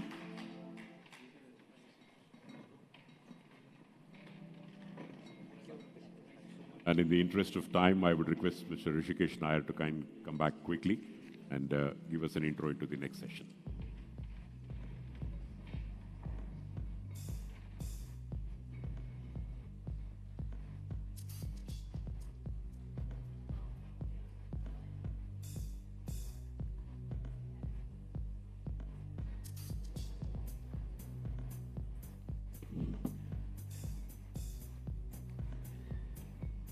Thank you very much, panel 3, for the most engaging discussions and very informative session. Continuing with the panel 4, we have a very interesting topic which is coming up into agri-technology. So it is public-private partnerships in transforming agri-tech. So the topic is introduced as Sagu Bagu, the case of effective public-private partnership model. So Sagu Bagu, in a local language in a state in India, means agricultural advancement. It was an initiative focused in assisting around 7,000 chili farmers with AI-powered tools and a PPP model, that is public-private partnership model. And this was highly acclaimed, and we achieved the purpose. And World Economic Forum's Insight report on scaling agricultural technology, the last mile, showcases the potential of emerging technologies to transform India's agriculture. To achieve this, we need to discuss the details of government initiatives in agricultural sector, food safety security initiatives, bringing transparency and traceability in innovation on agricultural side, etc., where public-private partnership can be leveraged further. So in short, this panel is discussing on how to gather the stakeholders in public-private partnership model, as well as into the agriculture technology and what are the technologies to be taken into agriculture field. So we have eminent speakers for this panel, Dr. Praveen Malik, Mr. Rahul Gauraha, and the moderator is Mr. Prashanth Gokhale. So let me introduce Mr. Prashanth Gokhale. Mr. Prashanth Gokhale is the Managing Director of Buehler India, and has been driving the company's strategic objectives and expanding its services since 2015. Mr. Gokhale started his career with Buehler India in 1999 and leading the global technology firm for its expertise in grains and food processing and advanced materials. His guidance has been instrumental in Buehler India's impressive growth, which employs currently over 800 full-time employees and 700 partner staff members worldwide. Besides leading the Buehler India, Prashanth serves as the Vice President of Bangalore Chamber of Industry and Commerce and President of South Chapter of Swiss Indian Chamber of Commerce, SICC. Please welcome Mr. Prashanth Gokhale. Thank you very much. And thanks, Rishikesh, for the wonderful introduction. Now it is my duty to introduce the panel. The first panel is Mr. Rahul Gauraha. I request you to join the stage. Rahul is coming from ITC. He is topper from IIT Kharagpur. Leadership experience of over 4 decades or 4 businesses in ITC for last 2 decades. Strategy, technology, manufacturing, digital platform. Currently heading the ITC Mars vertical, mainly in the ITC agribusiness division, and vice president and management committee member. Thank you very much for joining, Rahul. And now I may request Mr. Praveen to join the stage.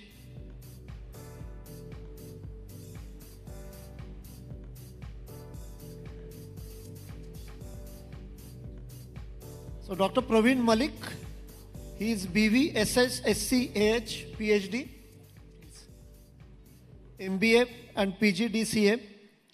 Mr. Malik, veterinary microbiologist, presently working with the Indian Council of Agricultural Research, which is called ICAR, as a principal scientist and chief executive officer at Agri Innovate India Limited, which is a Government of India organization. Former Animal Husbandry Commissioner, Government of India, 2019 to 2022, Director, CCS, National Institute of Animal Health, the Department of Animal Husbandry.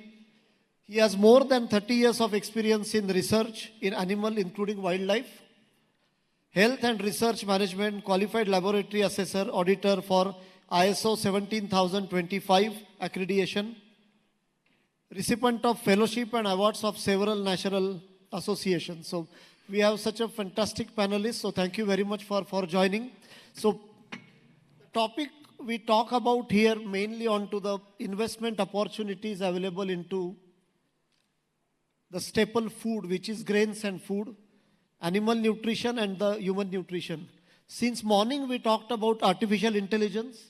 We started actually with a fantastic panel on artificial intelligence, then how ease of doing business happening, opportunities in India in terms of FMCG sector, electronics, and now we just talked about automation or the mobility sector, as well as how the taxation and the statutory things are there. But now this next 20 minutes we are going to talk about the food, the animal and the human nutrition, which is certainly the topic, and I just want to take a couple of minutes that why they are important and how it is creating the impact in the Indian society. India grows more than 330 million tons of food grains. 330 million tons of food grains. And when the geopolitical challenges are happening globally in terms of wars, India remains to be insulated because the food grain availability is a self-sufficient for the Indian population. You see the nutrition topics in terms of feeding the 1.4 billion population, mainly from the human nutrition and the animal nutrition. So these are the topics which are created a lot of opportunities today, having the investment potential in this country. So we have the fantastic panelists. So I would like to start with the government initiatives and how do the government and the scientists and the from the human nutrition side, from animal husbandry side of it, how do you see these are the opportunities giving the real benefit to the Indian consumers as well as pulling that more and more investments into this country? Over to you, Dr. Malik. Thank you, Prashanth. Thank you very much. And a very good afternoon to all the distinguished guests, panel of real good investors and people expert in finance and other sectors. I am an old man out, a scientist there. But when I see the opportunities here, people are talking about different sectors, and I personally feel the sectors like agriculture, which is the food basket, and I slightly deviate from like 1.4 billion people. We are talking about feeding 1.4. I am talking about India as a food basket, feeding 8 billion people across the globe.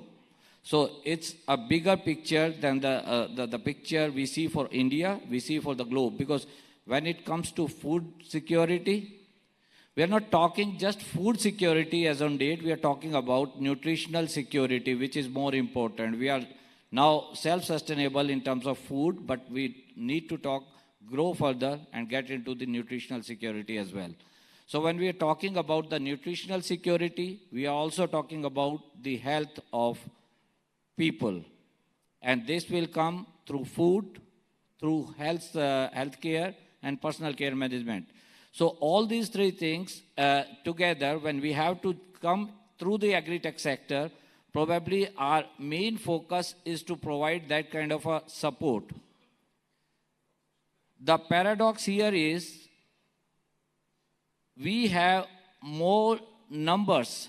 See, we are number one in livestock population, number one in cattle number, highest in milk production. Last year we produced 230 million metric tons of milk. So it's like we are number one, but we have got the opportunities at the same time because the productivity is yet has got many opportunities to be improved upon. We have got different areas. Per se, when we are talking about just production, yes, we are focusing on production through the agri-tech, and we would like to adopt those newer technologies. We are getting into the precision agriculture. Most importantly, when I see this particular sector in terms of future, the climate is changing, even if you believe it or not, is changing drastically, is affecting the overall food sector very drastically and differently.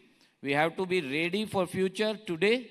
When we are talking about our Amrit call 2047, next 25 years, definitely we have to think what we have to do tomorrow in 2030, 2040, and that getting to 2047. It means we have to speak about the climate resilient agriculture, the precision agriculture, and when we are talking about this kind of agriculture in smallholder situation, where our land holdings are small, animal holdings are small, we need to create a different set of system where private partnership is very important, and we need to talk about that. Government has already started thinking about it. They have already come up with different investment opportunities.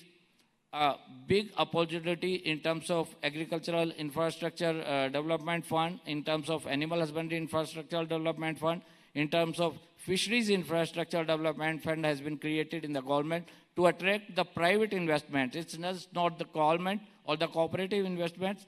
We are talking about attracting the private investments in this sector. When it comes to the areas where we should be focusing upon and we are targeting right now is the technology adoption in terms of improved and better seeds, seed varieties. We are talking about the precision agriculture through mechanization also. Where we are also talking about artificial intelligence, machine learning, robotics, and drones, their uses in agriculture, so that we will get more crop from the same limited area. We are talking about improved bioformulations, biostimulants, and now we are shifting from the chemical side into the biological side using more bioformulations so that this can become organic and health friendly as well. Also, we are talking about developing technologies for water conservation so that we can grow more crop per drop. So we are getting into those kind of different technologies. So adoption is one. So this is one area where we can collaborate on technology development and adoption at the same time.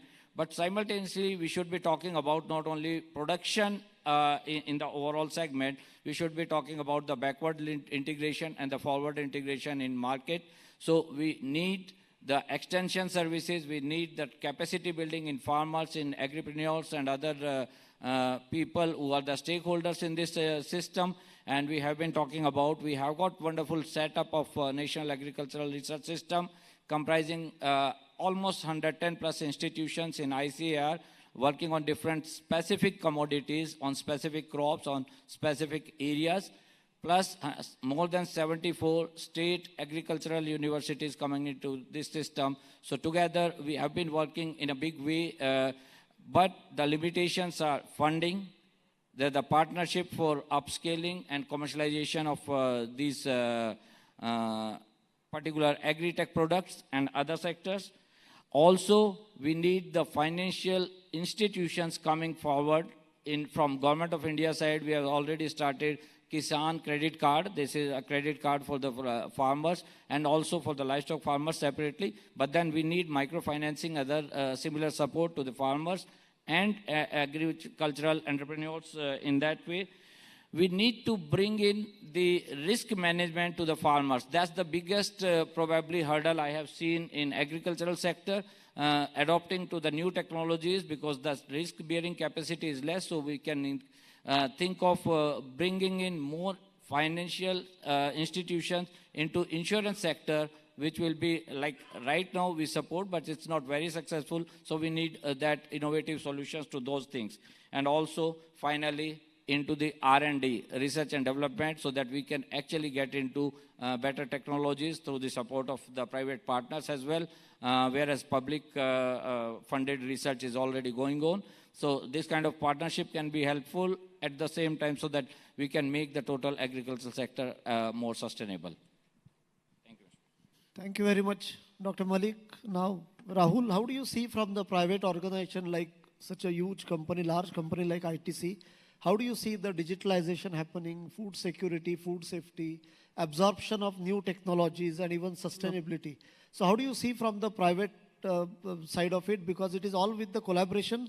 There is enough initiative happening from government, and how do we absorb it into the private side?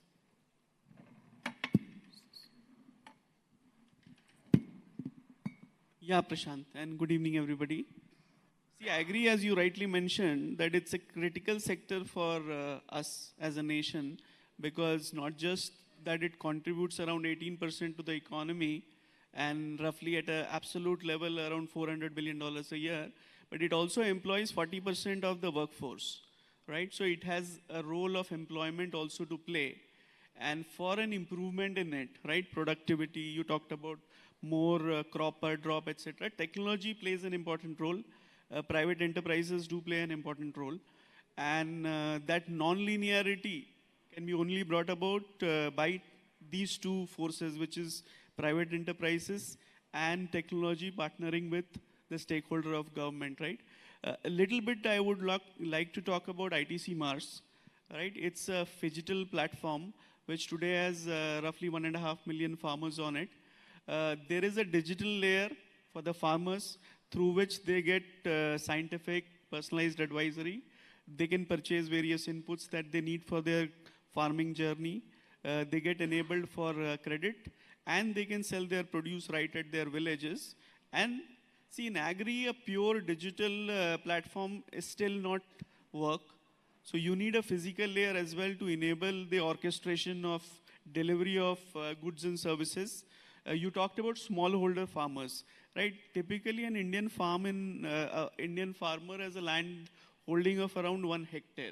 So some of the problems for that is the access of the farmer, whether it is to inputs, technology solution, or credit, is indirect. It is not direct because the unit economic size is very small. So a platform of this nature aggregates that supply and demand and makes the access of the farmer to the latest technologies and products feasible. And solutions developed in India on this regard are meaningful to the 350 odd million smallholder farmers worldwide. It's a family of 500 million smallholder farmers. 150 million are in India, but 350 are outside India, right? So solutions that are made in India on this space are meaningful for the world. ITC Mars also we have a very vibrant startup ecosystem in India around agri. There are more than 2,000 startups in agri. I mean, you would have seen this trend maybe since morning, that there are a lot of startups in every space, and agri is also seeing a lot of action in this space. And there are opportunities for these startups to plug and scale into this platform, right? And I think to end, I mean, agri is a space which is vast. It is complex, it is very diverse and heterogeneous. So no one player can make a difference. It's a space which naturally lends itself to partnerships. And one example that was talked about was Sagu Bagu, but there are thousands of such partnerships already happening in India. We ourselves are in partnership with Shell Foundation. A lot of impact we are seeing of that, and I'm sure there is a potential for maybe thousands more such, where there is business and there is impact both happening together. Thank you very much, Rahul. I echo what you say. And if you see that now a lot of innovations and digitalization is happening at the farm level, then post-harvest side, processing side, as well as into the retail sector. And if you see that what innovations happening into these sectors are not only on the nutrition side, along with nutrition side, it is happening with the sustainability. So long into the food value chain, the innovations were happening mainly on the nutrition side.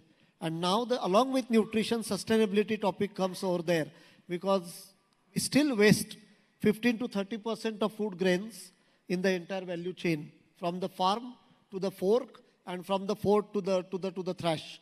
So there a lot of things are happening, and I would certainly echo that enough is happening from government side to have a pull, as well as the large organizations, as well as family-owned companies are taking that advantage and see that how we can work as one team, as to collaboration with the government and the private sector. So it's clearly indicate, we just spoke, Shekhar just mentioned that there is opportunities available in FDIs into every sector. So there is enough opportunity available into agri sector, enough opportunity available into the processing, as well as into the retail sector. So this is just the start of the journey. A lot of transformation is going to happen into this sector.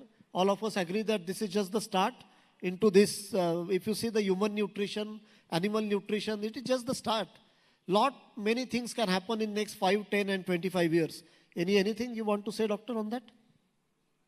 Just that this is the only sector which I see has got really the good future, where there is no return back. It's never ending kind of, because our population is increasing, climate is changing, so we have got pressure to provide sufficient nutrition to keep the health of people.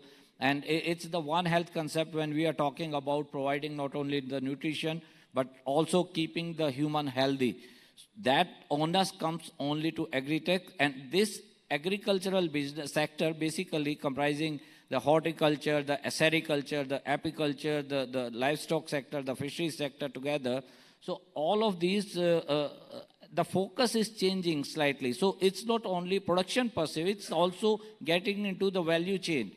People have been talking about aggregation, talking about contract farming, and probably these are the solutions for those smallholders, which my panelist partner has said, that this paradox has to be covered through the private investments and partnership.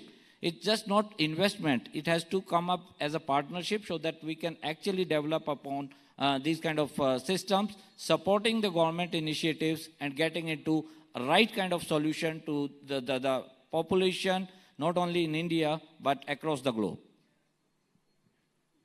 I think just a small one on the technology, since you mentioned. See, one of the things, we are all having been talking about Gen AI, and, something which we always associate with something which is at a very high tech. What we have seen is, for many of the farmers in India, many of you would know, they speak in vernacular. And this, whilst there is a lot of technology available through a mobile platform, this whole interface of typing, swiping, searching on a phone doesn't come naturally to them. What comes naturally to them is asking a fellow farmer. And I think one of the solutions we recently built is a Gen AI co-pilot for the farmers. And what we realized is technology is a great leveler. It is something which opens up opportunity to one and all. And I think it can play a transformative role. So that's it. I think that's all. Thank you very much. So with the time what we have, maybe we open for one or two questions, if any. Yeah. If you allow us for a question or two, is okay. One question. Okay. Yeah, one question. One question. Food is most important, and you're cutting us short. Food probably is most important, and you're cutting us short. Okay. Yeah, I see many similarities between India and Mexico when it turns to the tug of war between agriculture and industry. The resources from the government would always be finite. And it's like having a blanket. If you pull one way, you uncover the other side. And the government has to decide whether to put some resources into IT, which Bangalore, for instance, is it's known for that worldwide, or to put those same resources in agriculture, which also has a social content. How are you balancing between one or the other one? Because it's always a complicated issue. Yeah, I think it's a valid question or a valid concern. See, one of the ways in India, which is actually an opportunity also, is agri or what we call food processing, right? That's a very small sector still in India. And that's an opportunity which balances actually industry as well as agri, because when you process agriculture, there is that much more value addition for a farmer possible, and there is a scope for industry as well downstream. And one of the questions or one of the points my colleague talked about was a lot of wastage happens in India on food, right? Again, because the processing is less. So food processing, once the food is processed, the shelf life improves, the carrying improves, right? So the wastage comes down. So that is one area which government has been pushing a lot. A lot of Indian exports today are unprocessed. They are straight commodities which are exported. But a lot now is moving towards processed agri commodities getting exported, right? So agri processing as a sector I see is a good synergistic field which balances value addition for farmer and industry. After COVID and the recent situation with the war between Russia and Ukraine, the food security became a big issue for all the countries and for sure for India. Do you think that the partnership, the public-private partnership could be a part of the solution? Absolutely, absolutely. That's what I'm talking about. I'm not talking about 1.4 billion. I'm talking about 8 billion across the globe. And the interruptions or what I say, we are talking climatic, natural. We are also talking about disruptions, man-made. So this Ukraine war you're talking about is a man-made disruption. And this disruption is not only in the production, it's also in the complete value chain. It's also into the logistics, infrastructure, transportation, and supply chain.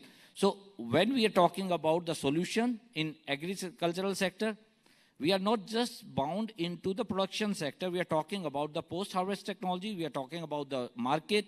And that's where the total growth has to be inclusive. It's not only in one sector. So it has to have a proper, strong backward linkage where we need real good private partnership in terms of self-help groups, FPOs we are developing. But if we can bring in more investors into that system so that we can provide better extension services, better advisory services to the farmers for better production. On the right side, if we can get a good kind of a forward linkage for the market, for the transportation, for the export market access to the other countries, like he is drawing parallel to Mexico, I am also drawing parallel to Brazil.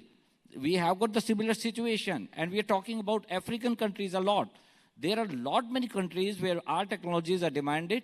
Our agricultural sector can support them directly or indirectly. ITC already has got into these kind of situations. So overall, this sector has got really a very attractive future, and we can get into this kind of system. And India can play a leading role in that, absolutely no doubt in that. Thank you very much. Thank you very much. I think it is a very interesting topic. We will still available offline during the breaks and evenings, and we can definitely catch up because this is the topic of the world today. Food safety and security become the topic of the world today. Nutrition, yeah, it's a topic of world today. So thank you very much. And sorry we overshooted the time. Fine, thank sir. you very much. Kindly stay back. Mr. Prashanth Gokhale will give away the mementos to both of our esteemed panelists. And before we leave Mr. Gokhale, Mr. Vineet Verma will come back and give a memento to him.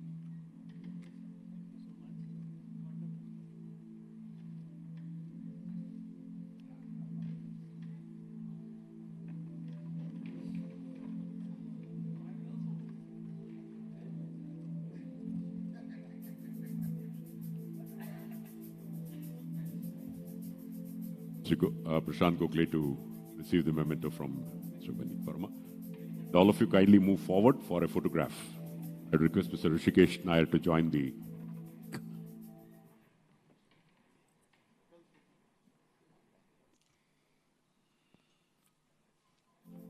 Ladies and gentlemen, do stay back. We have one interesting final panel discussion, followed by the MOU, so kindly stay back.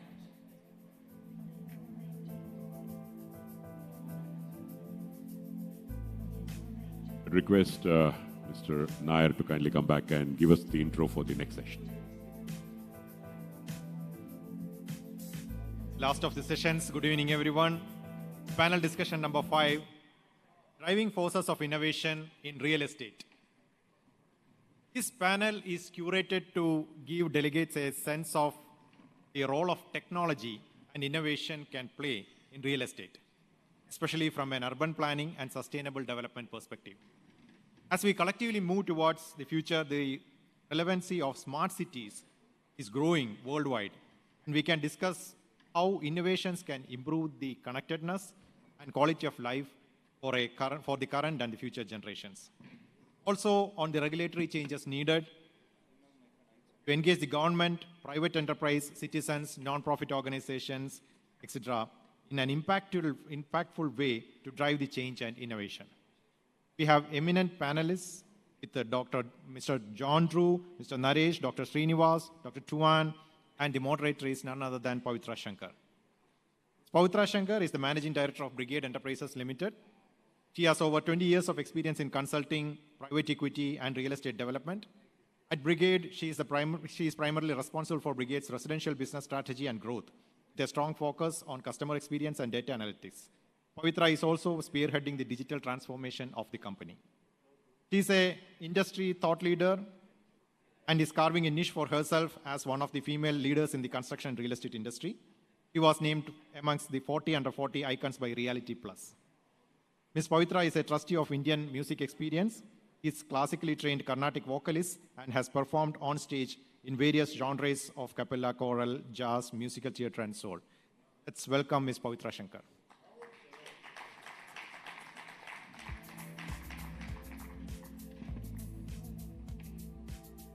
Good evening, everybody. Thank you so much for continuing to be here and be an integral part of our day today.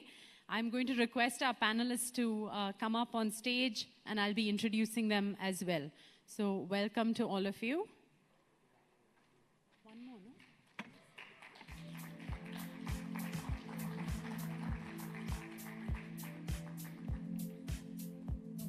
I guess you can match your seats so that people will know who you are. I think that was intentional. So just so I can save a bit of time, because I know we're very particular on timing and everything today. So first of all, I'm delighted to invite you all and thank you for being part of this. We're all set to explore the topic, which is basically the driving forces of innovation in real estate. Given the background of our panelists and given the interest of the audience also, I think we're going to focus more on how this applies to cities at large, given our international audience as well, and maybe some of the lessons we can take away from other cities across the world and apply them to the problems that we're having today, and then specifically in India, ideally. But before we do that, let me just introduce our panel. Starting with Mr. John Drew, who's already been on the stage this morning, so hopefully a familiar face to everyone. He's the chairman of the World Trade Center Association. John has been a dedicated board member of the WTCA since 1990 and serves as the chairman. Seaport WTC Boston, Ronald Reagan Building, and the International Trade Center in Washington, D.C., and also the WTC Dublin in Ireland. John is also the founder and chairman of the Drew Company, a Boston-based real estate development company. John's philanthropic and civic efforts lead support of local entities most in need in the areas of inner city, children and child education, mental health and wellness, homelessness and poverty, and arts and culture. Thank you, John, for being here. Mr. Naresh Narasimhan, familiar face to the Bangalore team here. Naresh is an architect, urbanist, and a creative entrepreneur with over 38 years of practice and very well known on the Bangalore design scene. He's also the architect of this amazing township that we're in, so a special round of applause there. Best known for his leadership at Venkatraman & Associates, the award-winning design consultancy in Bangalore. He's also the co-founder of Mod Foundation, which is an international collective of urban designers, researchers, and curators, and member of the TEDx community. Thank you, Naresh, for being here. Dr. Srinivas, Executive Director of Center for Sustainable Development. Dr. Srinivas is an environmentalist and an entrepreneur. He's the Executive Director, I just said that. It's a 20-year-old organization working in the areas of water, waste, energy, and sustainable cities, and the chairman of Green Skills Academy, which is a pioneer in the areas of skill development in climate, cities, disaster management, sustainable agriculture, wastewater treatment, and solar energy. He's also director of the Smart Cities India Foundation and co-authored the book Urban Environmental Governance in India. Thank you, Dr. Srinivas. Dr. Tung An, CIO, Becamex WTC Binzung New City. He's the Group Chief Information Officer, Founder, Director of Smart Manufacturing Innovation Center, Director of Binzung Smart City Office, Vice Chairman and CEO VNTT, and Executive Assistant to the Chairman at Becamex IDC, a leading infrastructure development in Vietnam. Excited to hear your experience applying to here as well. And with more than 14 years of experience, his interests include Industry 4.0 technologies, smart applications, digital transformation strategy, as well as implementation. So thank you for being here to all of you and to share your knowledge in these matters.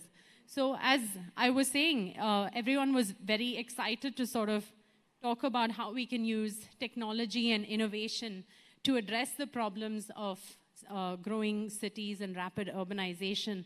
I think we all know the kinds of issues that we face, Bangalore being no exception to these issues. So I think the problem is that there's an immense pressure on infrastructure, there's so much overcrowding, and there's an increased demand for resources. We have the need for, much better governance and transparency, and have all the typical problems like traffic, inadequate public transport, too much air pollution, water pollution. We have waste management issues, and mainly a lot of sustainability issues. But naturally, as we talked about this morning also, the benefits of the city growing are immense.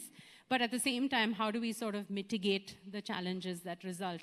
This morning, Mr. Jaishankar, who's the chairman of Brigade, he had mentioned that Bangalore adds a Seattle every 2 years. So the kind of pressure that creates on our town planning authorities and the city at large is immense, and it would be a challenge for anybody, let alone, country like ours, trying to grapple with the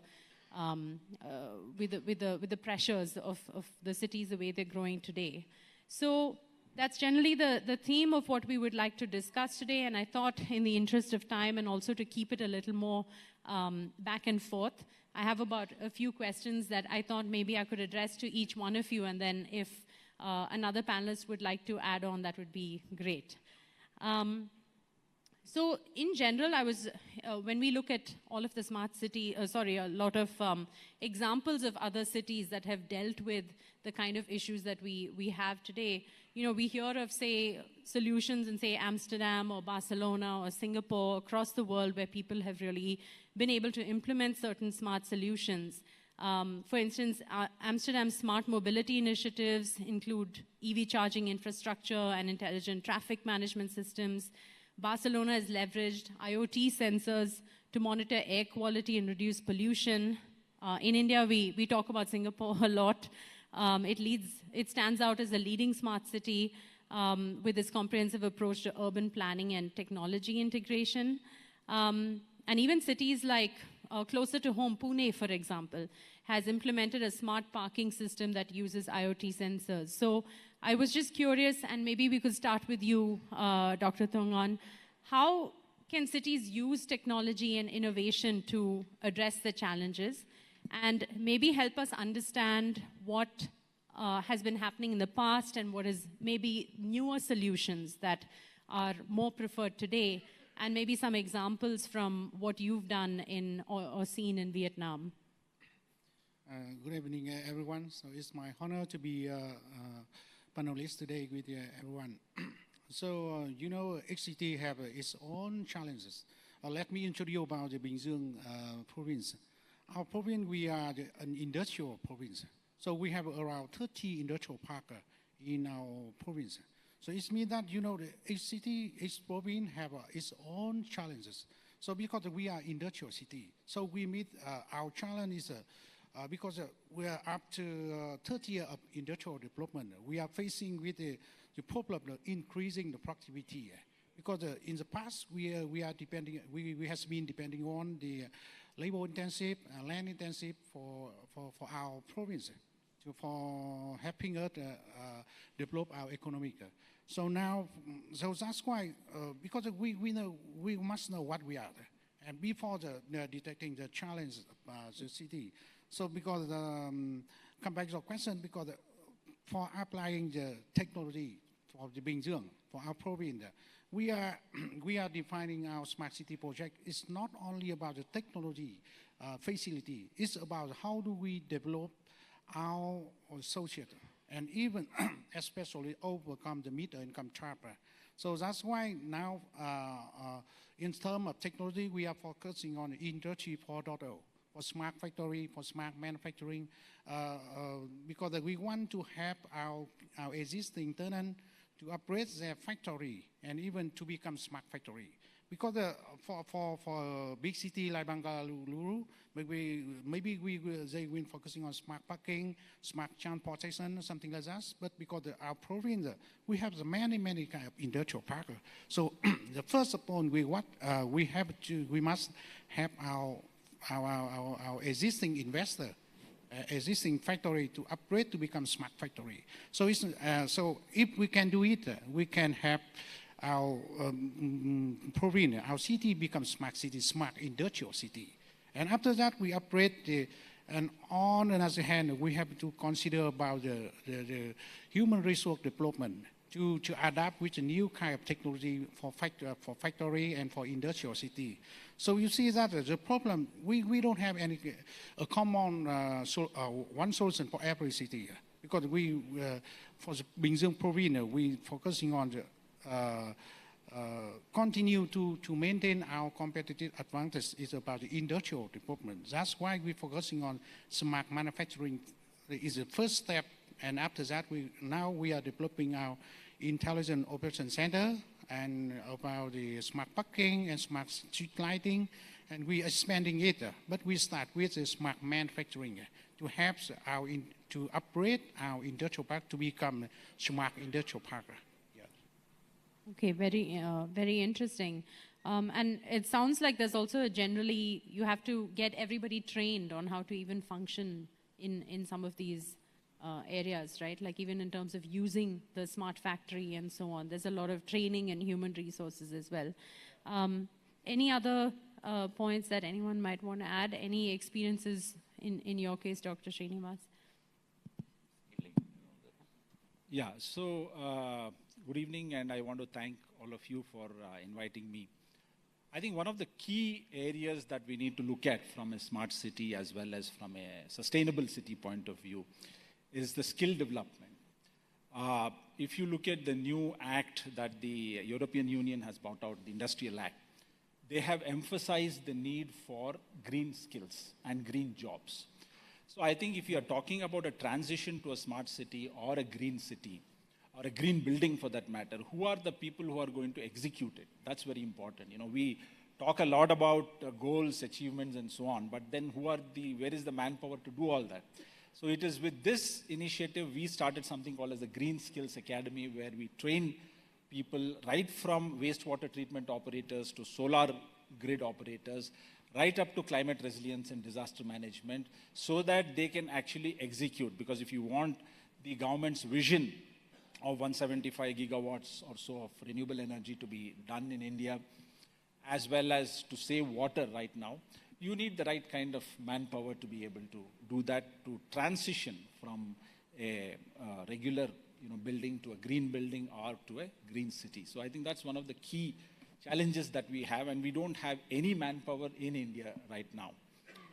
And I think in terms of the emissions, I think 30 to 40% of emissions actually come from buildings in the city. And it is estimated that you need to reduce 80 to 90% of those emissions if you want to meet the climate requirement as per the Conference of Parties or whatever the climate change.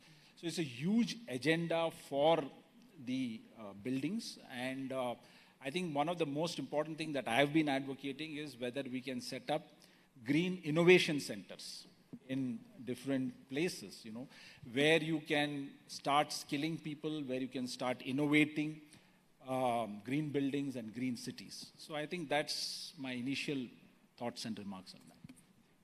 The only thing I would add is that in looking at it from the United States perspective, from Boston and Washington, what we have found is the pressure to be green is coming from the tenants, in particular from the employees who are going to be working in these buildings.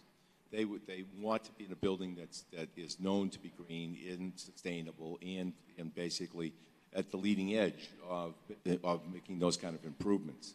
So that is good for us as a developer in the sense that if you're developing a new building, you can in fact recognize the fact that your leasing process and your tenanting process might go easier and quicker and with better rents because of the improvements you've made. What we're also noticing is that there are challenges in the sense that there's competing interest. So when you talk about, for example, all-electric buildings, which is how we're building our office buildings now, and you talk about EV chargers, you're still not getting enough grid support from the electrical side to supply that in any kind of magnitude. So if you want to have a city like that, as opposed to a building, which is easily done, you have to, in fact, then go out and generate much more power and electricity so you can bring it into that area. That means you have to go through the whole, in our case, improvement process. So people are going to say, yes, you can have that factory, you can put that basically new transformer in, and we're finding real resistance to that in the outlying parts around the cities, where people say, we'd love to have that, but not here. So we are going through a political process, which despite all of the knowledge that's out there, all of the education that's out there, and I think in general, a large and deep public support, it's still a long process to get basically the infrastructure in place to allow you to make that kind of change on a wide scale. So you can do it on a building-by-building basis, but to really have impact, you've got to, in fact, have a much broader scale. That's one of our challenges. Can I add one line? Yes, please. All right. So I think it's amazing how quickly the world has forgotten something called COVID happened, right? And when COVID was happening, all of us were talking about a post-COVID scenario. It is right now. And we haven't still done anything about it. So maybe not so great news for developers because it's going to cost more to build a building. But the new demand, I am an architect, and the new demand from a lot of corporate clients, not really from the real estate speculative clients, but I do a lot of corporate work, right? The new demand is now this new certification called well building. Right. And well building, again, is becoming like a murky building. Now there's a new guy in town who calls himself immune building. I said, I'm not sure how exactly a building will be immune to COVID, but, you know, it's exactly what they're going to do. But they've got it all worked out. And first we had the green building, now we're going to have a pink certificate. It's called the pink building, the pink of health, etc. It's a pink certification. So it's amazing how quickly the market also responds to perceived needs. I think what's interesting to hear is that it begins from someone and somewhere. Like for us, it is in the developer community, we're looking at how do you enable your tenants. And when it begins with people, whether they're your tenants or your home buyers, they're sort of initiating the desire for a new way of living. You'll soon get a pink certification demand. Just watch. well, we'll go with all the colors also. And then it translates to, you know, the developers or whoever is providing those facilities. But then how do you engage? And I think that was sort of what I wanted to come to next. How do we all engage together? Because you were talking about how it needs a political discussion, actually. So there are so many stakeholders. You've got public citizens, you've got NGOs, you've got private enterprise, you've got the government. How exactly does everybody come together and actually do something meaningful? Because we are all being pulled in different directions. So maybe Mr. Drew, if you can tell us, how does that happen in a developed country? And maybe how do you think it'll move in a developing country? Well, it's interesting. I think in our case, the knowledge is there. And if you discuss it publicly, people will all agree that this is the way we have to move. We have to make these changes. I would also say that when you look at the cost that's involved from the public sector, there's competing interests, whether it's in special social service programs versus things like that. For example, a problem we're having right now in Boston is we have a very old public transit system, which is actually very well designed, and it carries people throughout the whole area around Boston, through Boston. So it's in the right place. However, it's 40 years old on certain tracks. There's a whole bunch of improvements that have to be made. There's billions of dollars that have to go into that. So when the state is talking about that, they're saying we must do that. That's how we should be moving people, taking them out of their cars, bringing them to work. Everyone says, correct, we should. Until you get around to the budget, and they say, but we want to make sure the schools get their money. We want to make sure everyone gets this money and that money.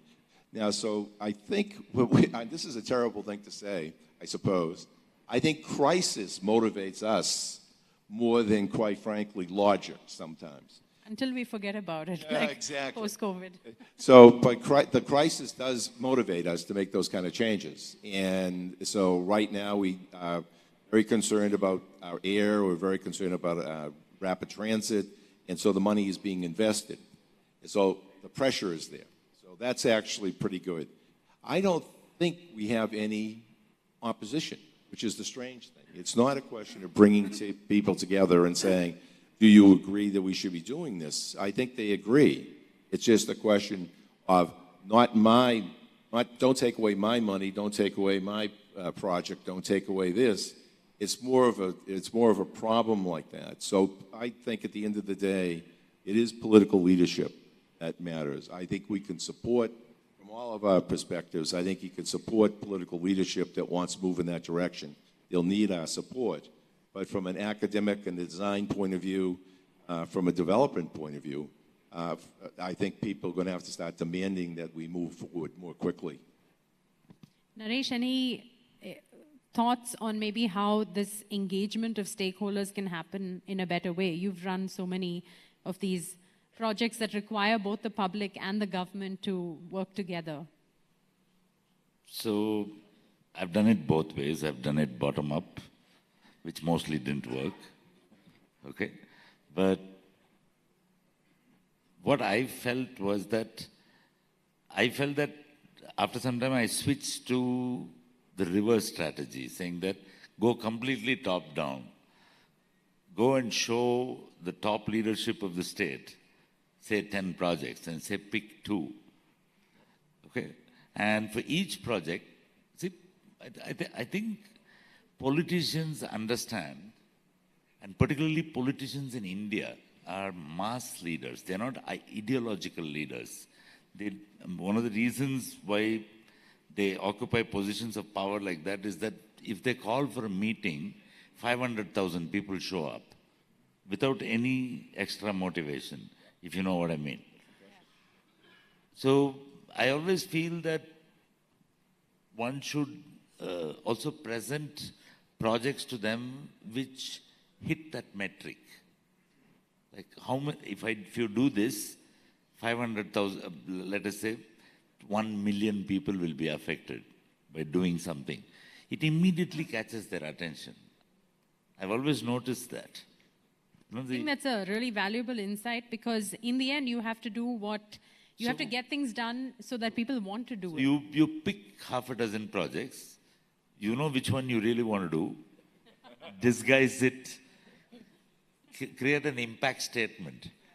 I mean, nobody's really interested in seeing pretty pictures more than demagogic goals. In India, it's all about people, right? We have 1.4 billion of them. And about 1 billion of them get to vote, which is a lot. And it's going to happen in the next 2 months, the greatest election in the world, and it happens very peacefully. Strange, 1 billion people. But coming back to the point, so what I have done is also understood that in India, that word stakeholders has an extra meaning. Most of the stakeholders have the stake in their hand with the pointy end pointing and coming at you. At the architect, I hope. No. To anybody who's proposing anything good in the city. Maybe a little later I'll talk about actual projects which I've done in the city based on these kind of principles. But the big lesson to take away is that don't do what you think is important. Do what they think is important.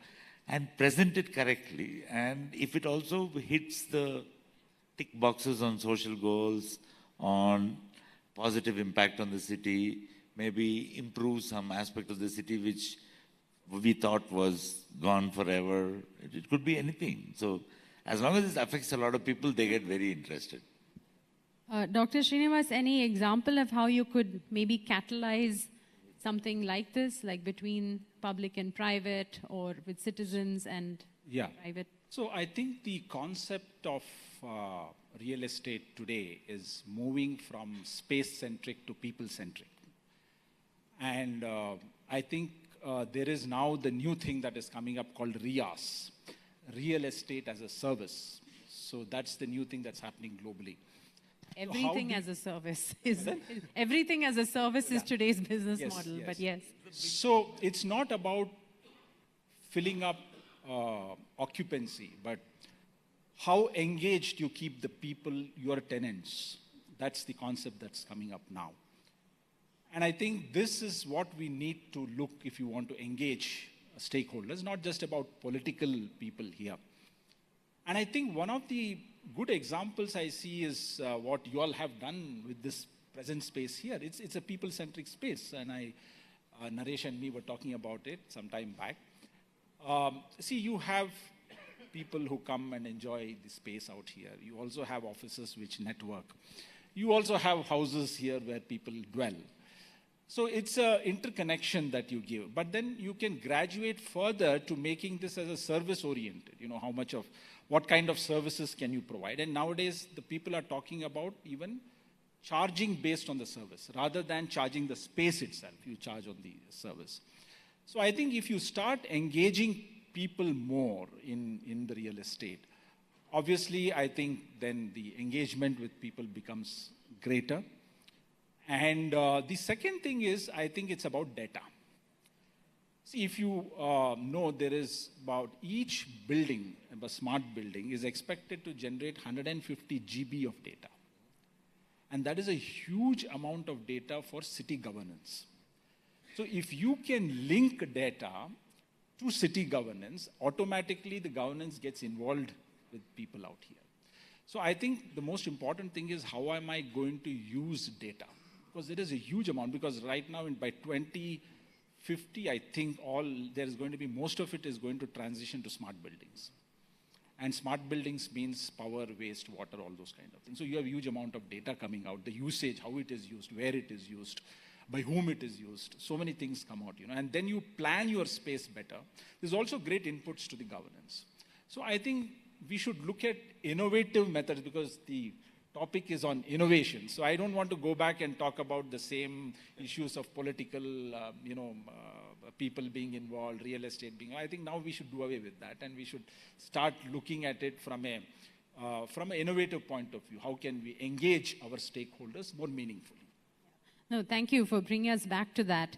For sure, when we think innovation, people always think technology, but there's innovation in just how you approach a solution. Data is a subset of that technology, and data can help transparency, for example, and transparency in our situation with government will always go a long way. So if we, any examples that you had on that front, where we've used any example of a technology or innovation in helping along the smart cities? I come back to Bijou's story about, because you know, we consider the smart city is not only about the technology, as I mentioned before. Smart city, Bijou Smart City project, we use as a big project that we engage many stakeholders to participate in it. The government side, enterprise, and institute and academic. So technology is only one aspect in our smart city project. So you see that I come back to the last question, because it's involved to how do we use the technology to transform our society. Because you know, in order to overcome a challenge, it's a social problem. It's not about the technological problem. So we use the Bijou Smart City project as a big project, and we include the government side, own department. They must bring their own project. And we have a big onshore corporation, like Kamath.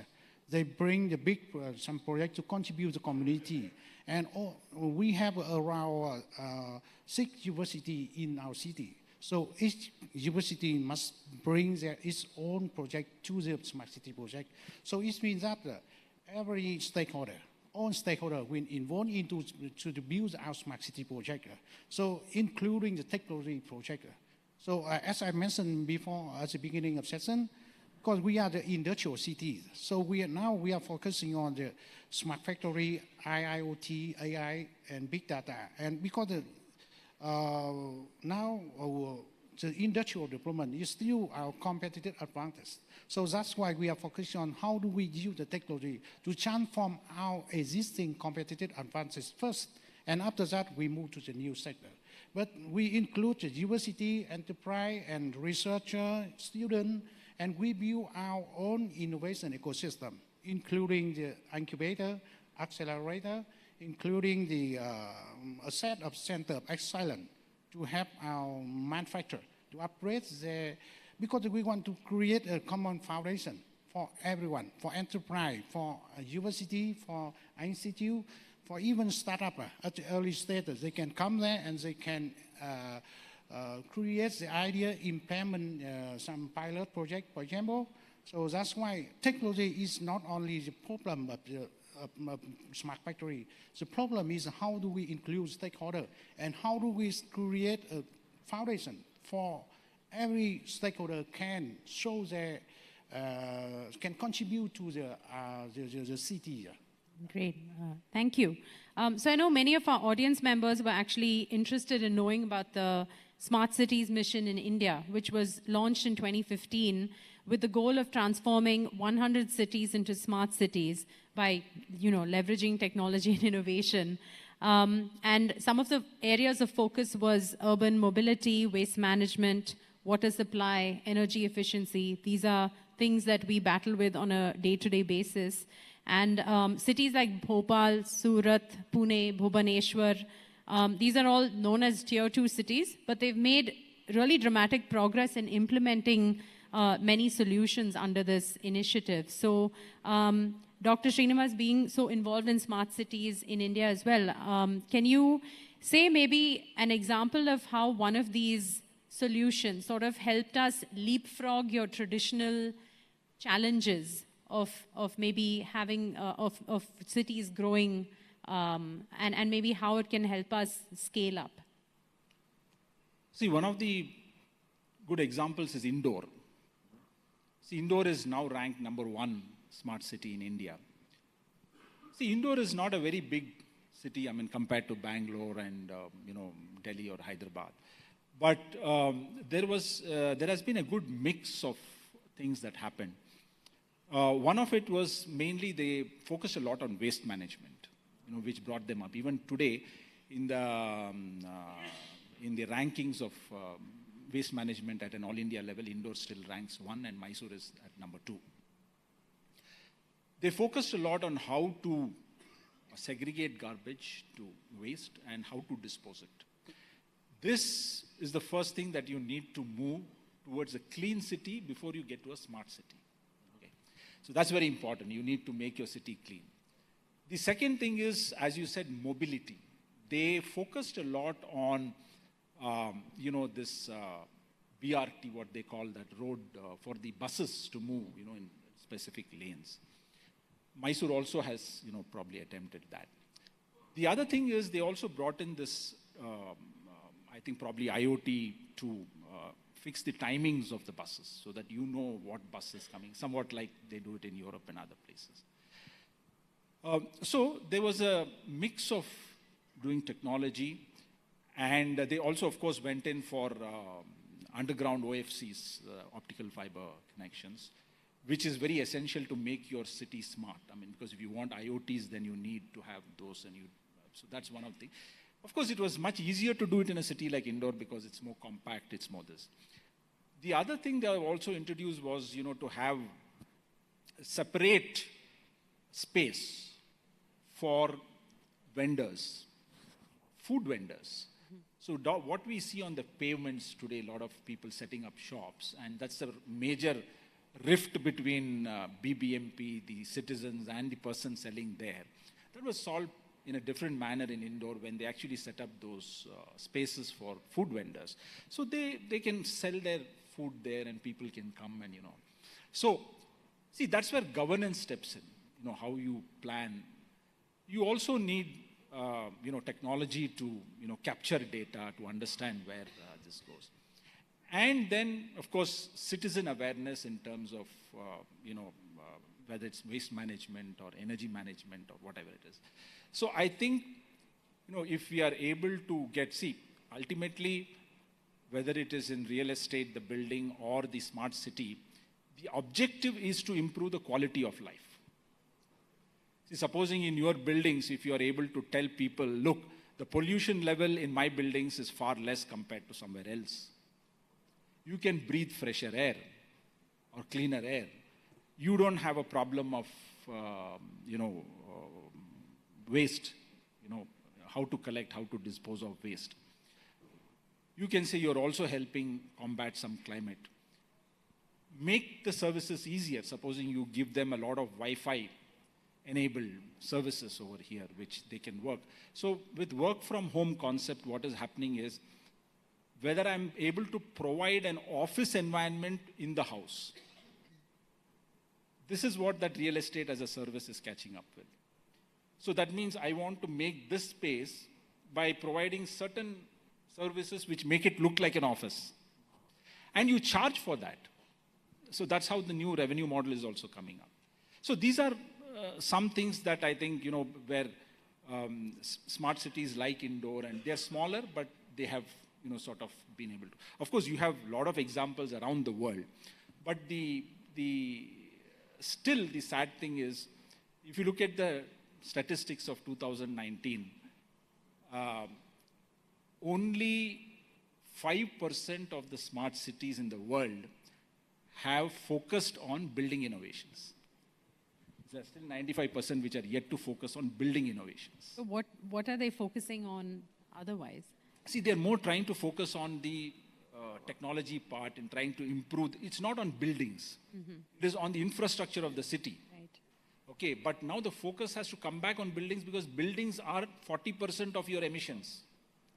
Unless you address buildings, you will not be addressing the city. And also, if I can add, new construction, although maybe I should not be talking about that, new construction actually contributes the most towards it. But in many of our growing cities, especially in India, redevelopment per se, apart from, say, a couple of cities like Mumbai and so on, redevelopment per se does not really have a business case today because it is much easier on many fronts to just start with, greenfield. Just one last thing I thought I should mention is, since I am from a environmental law background, so something on the legal, aspects of it, compliance. I think we have very stringent laws, but we also need the ecosystem to implement the laws.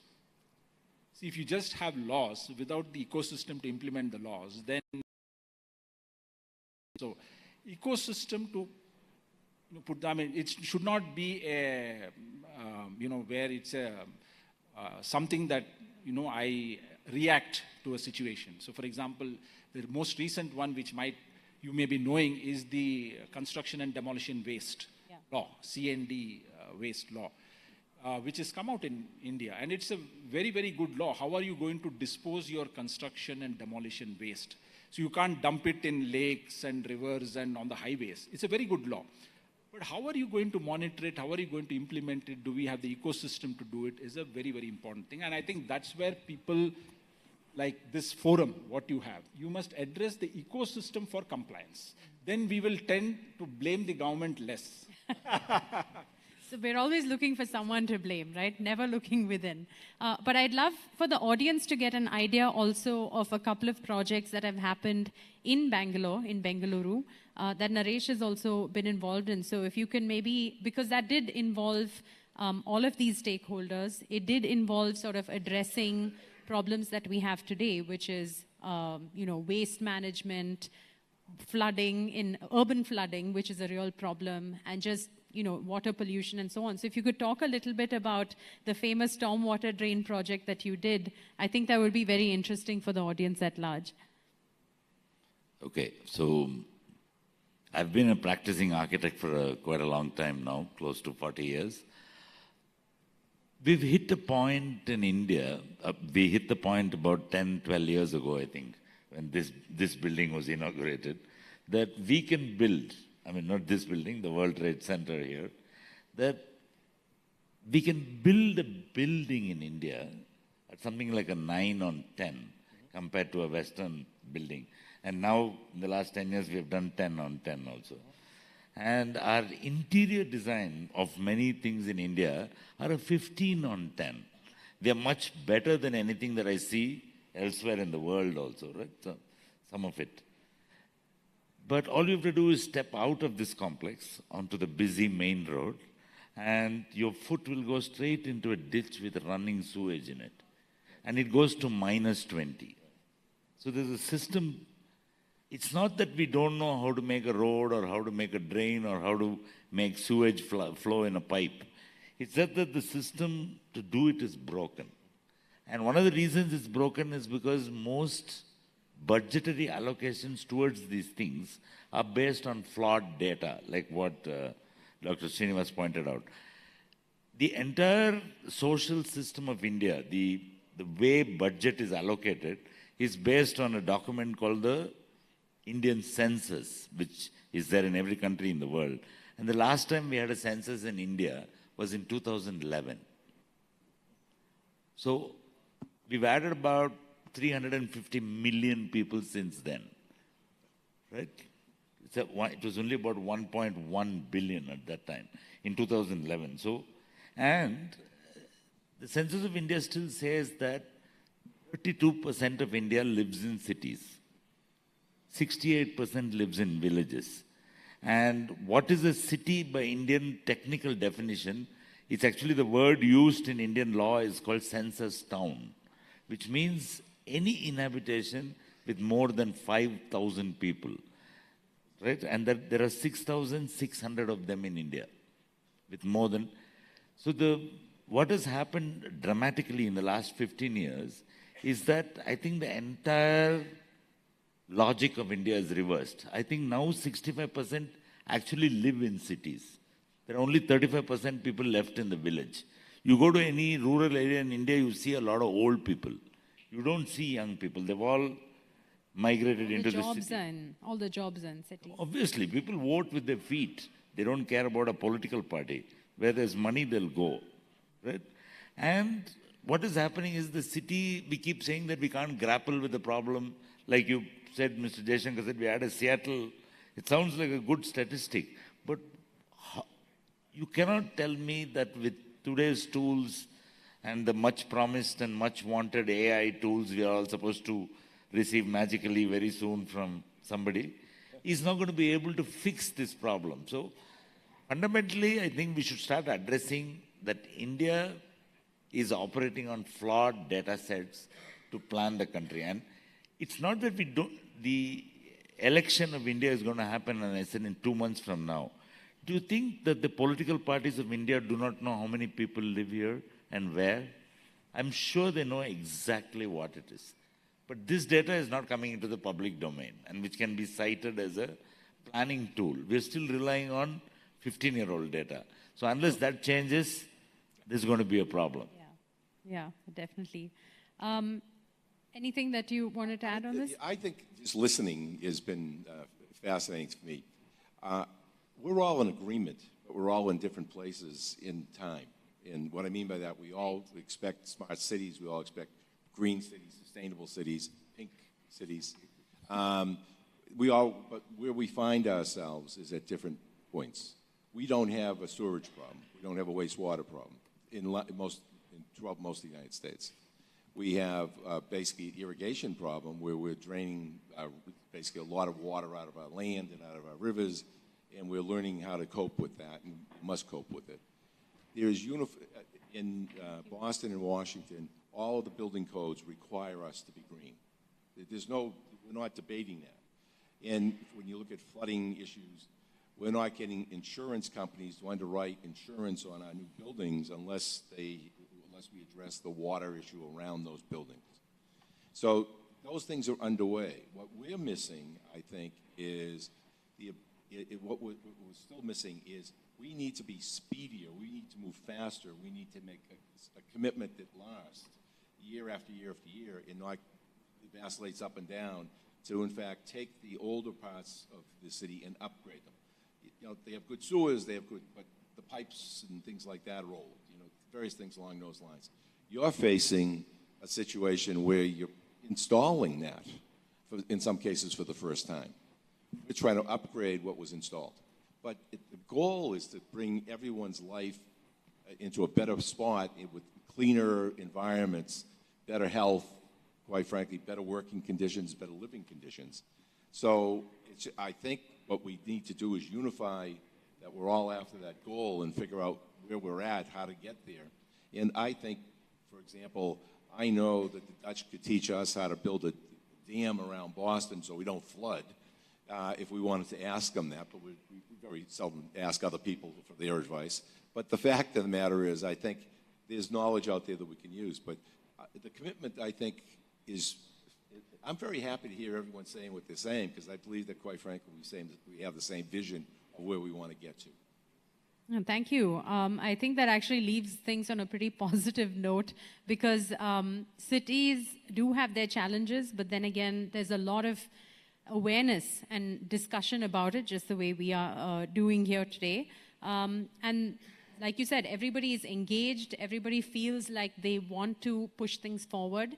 But I think also the technology can only do so much as humans are going to allow their systems to enable that to actually make change. So I think in the end it does result with us, and like you said, it's not a silver bullet that's just going to make things happen. We have to be able to leverage that in terms of innovation. So before we wrap this up, I know my time's up, but can we just do one question from the audience? Sure. Please. Well, if I may, I'd like to ask an acid question. It might be a bit inconvenient, but who are we creating smart cities for? The critical mass or a small privileged minority? I mean, if we've got to factor in ecological friendly materials, sewage management, lowering carbon emissions, all of that has to be factored into the price of housing. So we're sending a message that you either have one child or no child at all, and it's only for those that do have the resources to buy them.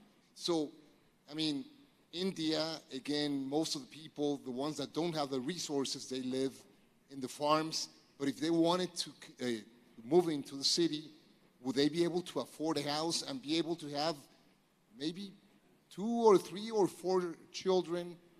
Maybe not. What do you think? I think we're seeing that in the declining, while it is still a high number compared to the rest of the world, we're seeing that in terms of a declining population growth. It's increasing at a decreasing pace, as they say in mathematics. So, but I think the challenges that we have in cities today is, at least in India, there is a huge part of the population that is completely underserved by the kind of growth that has happened, and it's leaving behind huge sections of society which are struggling with lack of clean water, clean air, etc. So while we are doing a lot on the asset level, and we're all talking about that from a development perspective, and trying to enable a fantastic employee experience, I think that's where you start, and then maybe it has to affect everybody at large. If someone has a closing comment. Yeah, just to react. I mean, I don't wholly agree with the fact that smart cities are going to cater only to a very privileged section of people. I think that notion itself, at least in India, is not correct. It's called smart and sustainable cities. So we are looking not just as cities which are driven by technology, but as I said, it is also people-centric. So we also want sustainable cities with practices for improving the quality of life. That's what I say. See, that's the crux of smart cities. If you really look at the mission, if you really read the government's mission, it is also about quality of life as well as sustainable, which means like Ms. Pavitra has already rightly said about water, waste, energy. These are all things, and I think given India's constraints, we have significantly done a lot of work. And I quoted the example of Indore, especially because Indore is not one of those big metropolitan cities, but they have done an excellent job where it is addressing the not-so-privileged people also. Like why I told you the vendors, for example, they have provided. Yes, so the not-so-privileged people are also getting to be a part of the smart cities mission, though it may not look like a technology innovation, but at least it is in terms of proper city planning. See, one of the most important things is we need to take this data for better city planning. And unfortunately, that's not been done, not only here, all over the world. I don't think there is a lot of data being used for city planning. So I think that's where I just wanted to have a point. Naresh, closing comments. Let me make one last comment for you. I think maybe it's time to dump the word smart city. Okay? Yeah. Because it sort of has got an unfortunate link to only technological innovation. I mean, if you put in a sensor, you can take a photograph of a pothole and send it to the commissioner and think you've done your job. The only guy who's made money is the internet service provider. So maybe it's time to change the nomenclature on a serious note to the 3I city: innovative, intelligent, and inclusive. If you can do this, I think you should change the brand to the 3I city. Now you have to figure out how to sell it to the right people to change it that way. Thank you so much to all the panelists. Can I ask one question? Yeah, kindly stay back. I request you to kindly give mementos to all of the esteemed panelists. So, yeah. Yeah, thank you. I will, just a second, we'll have a memento for you.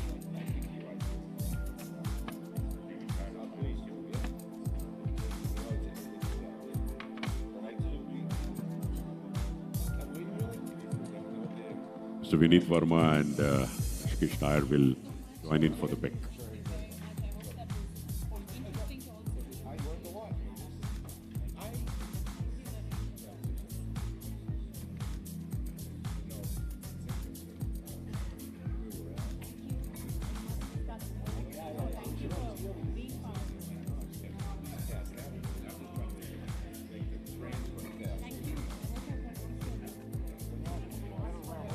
All the panelists are requested to kindly come forward for a photograph.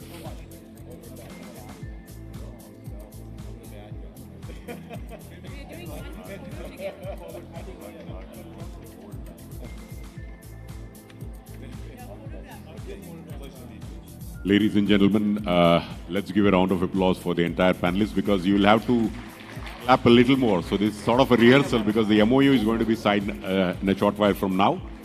So all of you kindly stay back for the MOU signing.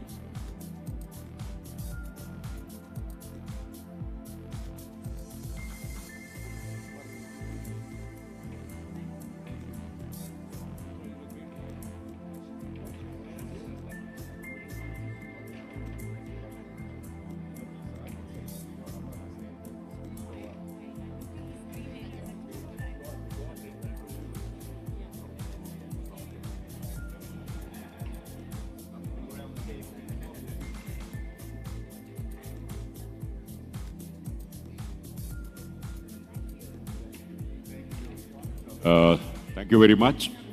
Well, ladies and gentlemen, the team at WTCA and World Trade Center Bengaluru appreciates, would like to have your feedback. Now, please scan the QR code on the screen. Kindly look, raise your eyes and then look at the screen. There is a QR code which you can see. Now, please scan the QR code to complete a feedback survey before leaving today, before you all head back to your respective destinations safely and securely. Kindly scan the QR code and give us the feedback. We request you to kindly stay back for the MOE signings with different World Trade Centers. And after that, please join us at the Persian Terrace on the 4th floor for a networking happy hour. And in terms of B2B meetings regarding the time slots, you can contact the registration desk, or Dr. Bose Nair is here. Kindly raise your hand, sir. You can contact Dr. Bose Nair for the time slots for the B2B meetings. Remember, the B2B meetings are going to be held tomorrow and day after. So any doubts, either the registration desk or Dr. Bose Nair. And now, in just a bit, once the stage is set, we'll be having the MOE signings. Thank you very much and enjoy your time.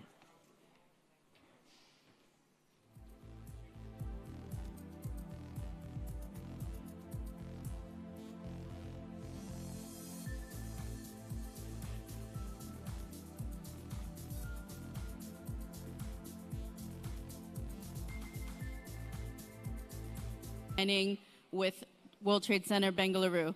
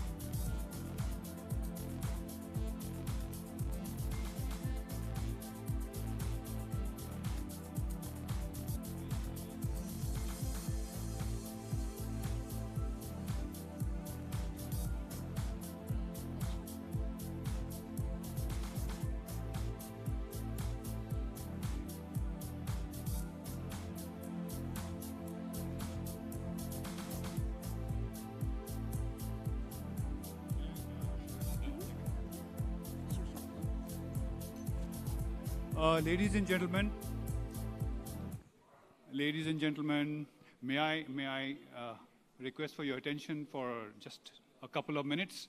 I want to take this opportunity to thank our MC for the day, Mr. Shankar Prakash. I think he's done a brilliant job. A round of applause for him. And on all your behalf, I'd like to present a small memento to him as well.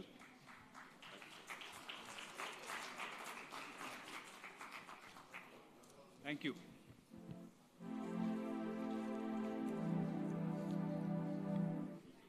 Going to also ask that World Trade Center Georgetown be ready to come up to the stage too.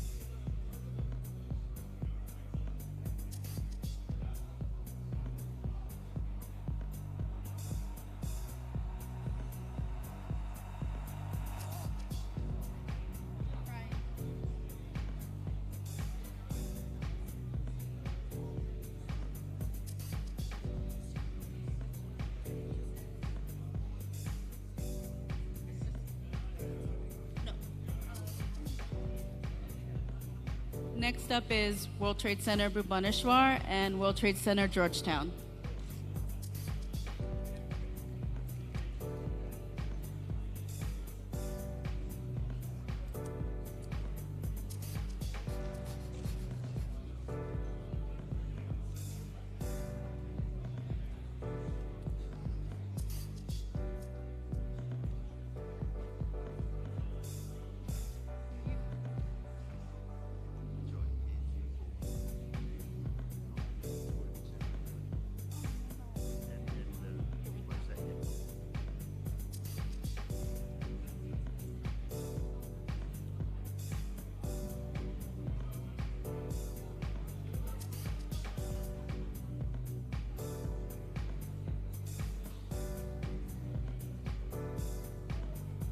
As we take the photo, can we also ask that Recur Infra PVT Limited prepare to come up to the stage?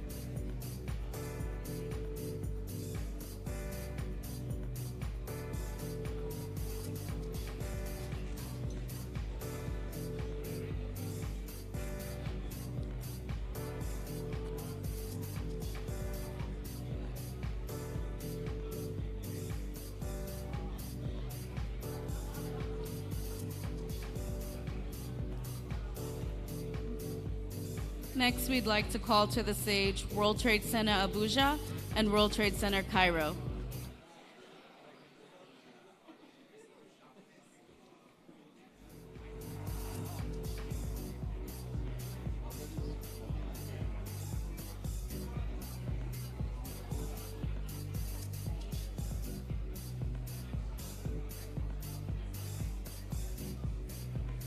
World Trade Center Abuja, World Trade Center Cairo.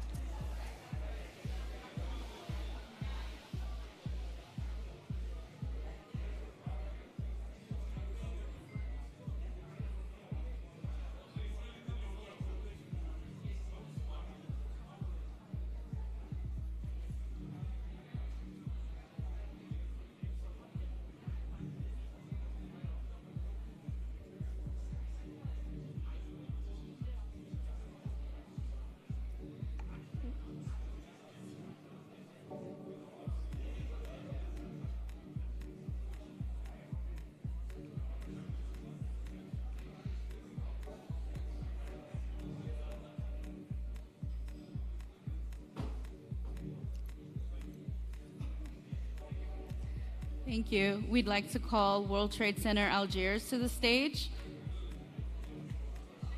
World Trade Center Cairo will remain on stage. Cairo, stay on stage. Cairo, stay on stage. I've just come to take Mr. Okay. I have to listen.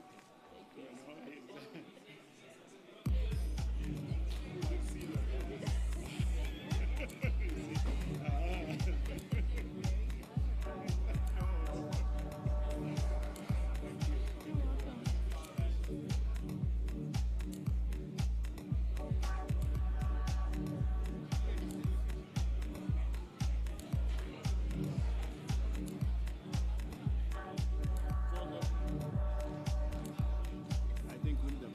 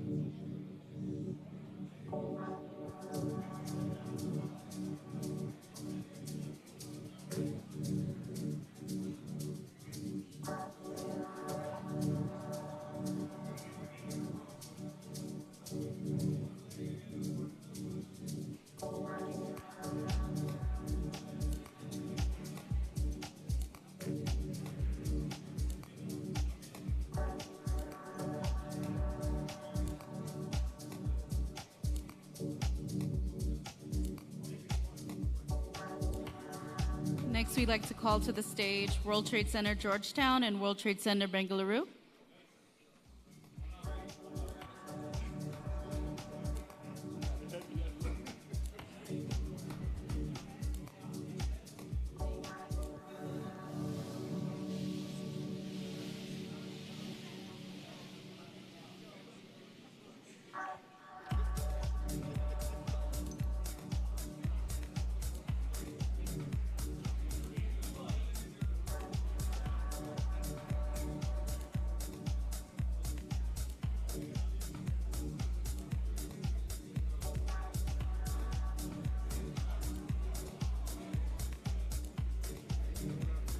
One more, Madrid and Lisbon, and then it goes to BCIC.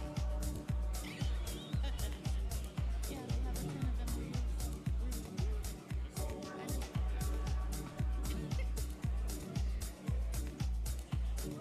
As they sign, we'd like to ask World Trade Center Madrid and World Trade Center Lisbon to be prepared to come to the stage.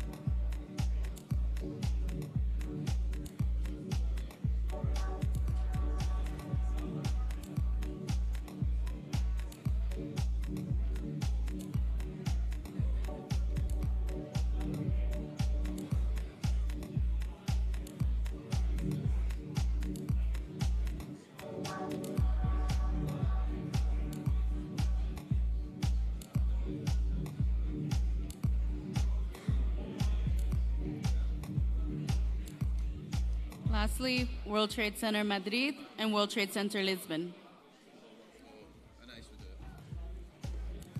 Thank you.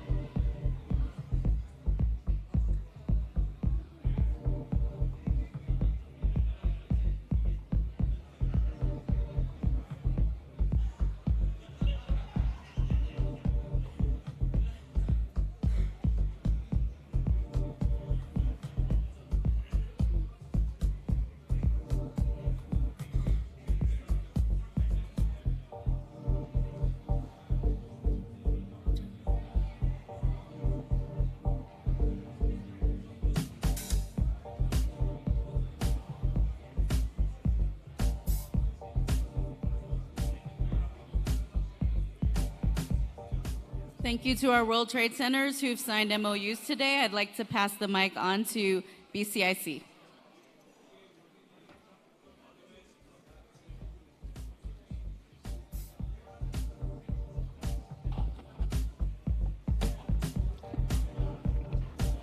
Good evening. May I have your attention, please? Good evening. May I request the team from BCIC led by President Dr. S. Devarajan to come onto the stage, please. Members of BCIC, please occupy the dais. I will just introduce each and every member of BCIC. Please come on stage. Yeah, please come, BCIC. Each member. I will introduce each member. So you please wait.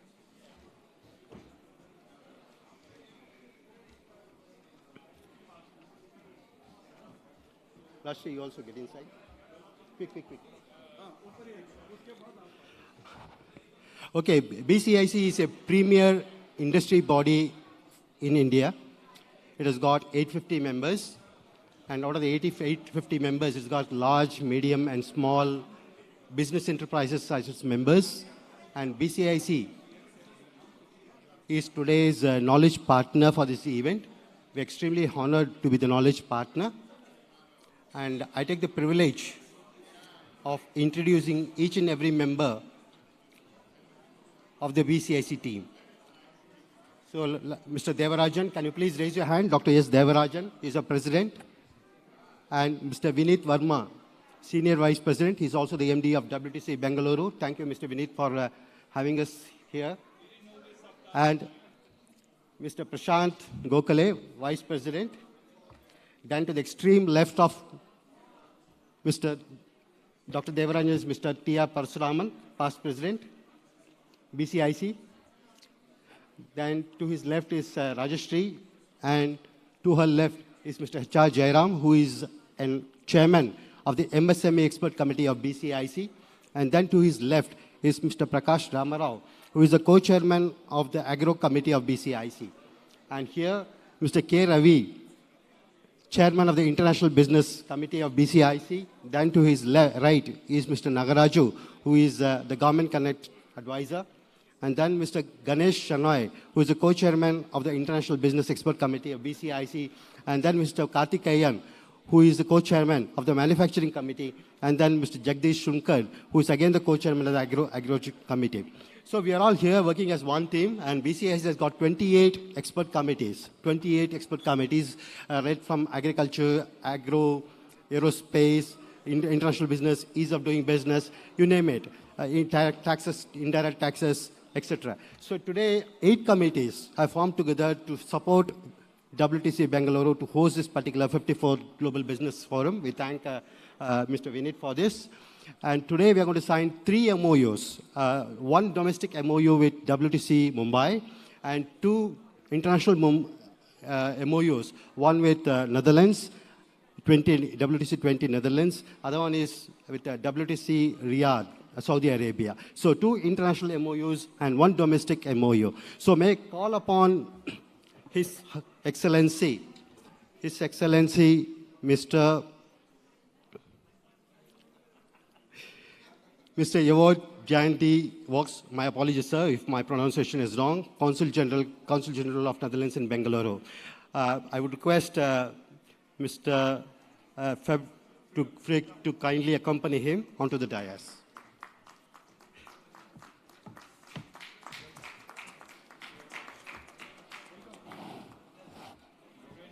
Members, it's an honor that we are signing. BCIC is signing the MOU with WTC Netherlands in the presence of His Excellency, the Consul General of Netherlands in Bengaluru.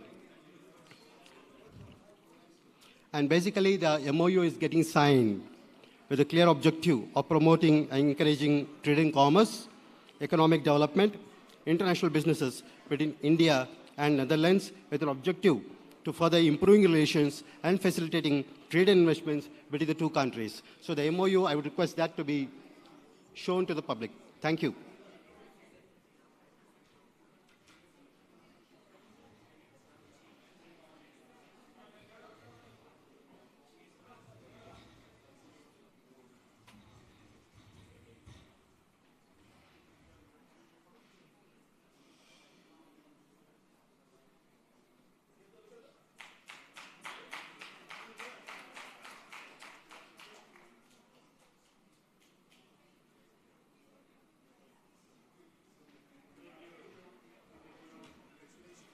Thank you, gentlemen, and hearty congratulations.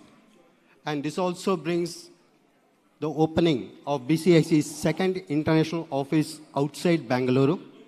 We had the first international office in Tokyo, which was inaugurated in the year 2022.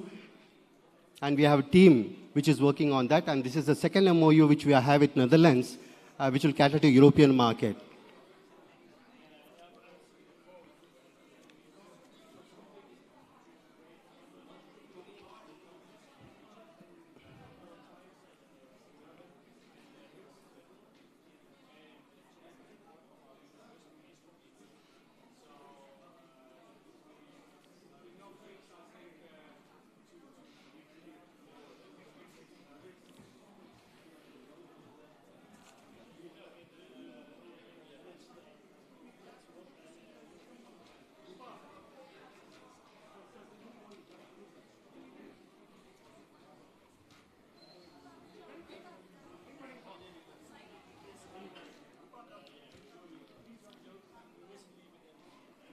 Yeah. So thank you, gentlemen. We have the second MOU to be signed now with Saudi Arabia. I call upon Mr. Hassan El Kojok, Executive Director of WTC Riyadh, is also in charge for Jeddah and Al Khorob. So welcome you, sir.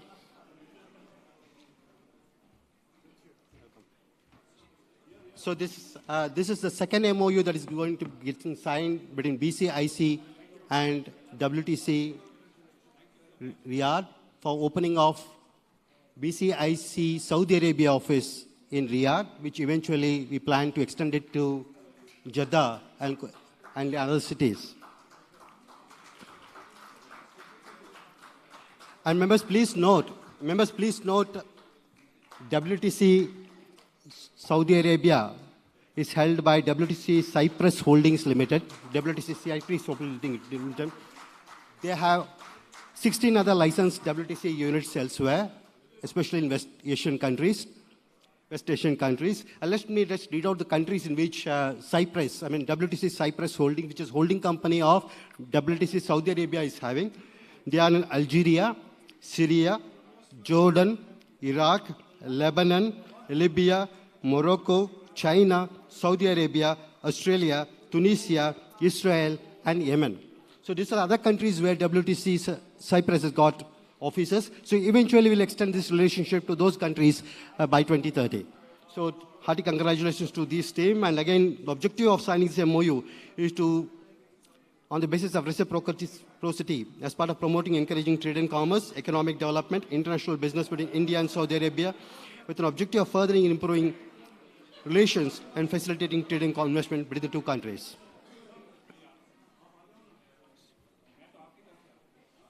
So thank you very much. So the international business, the signing of international MOUs are over with BCC. Now we are trying to have an MOU signed with WTC Mumbai. So WTC Mumbai is the oldest and the first WTC here in India.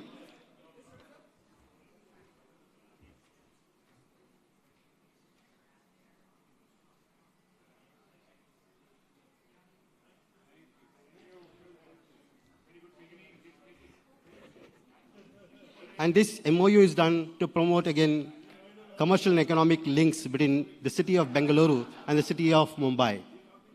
So hearty congratulations to both Mumbai and the Bangalore teams. Thank you.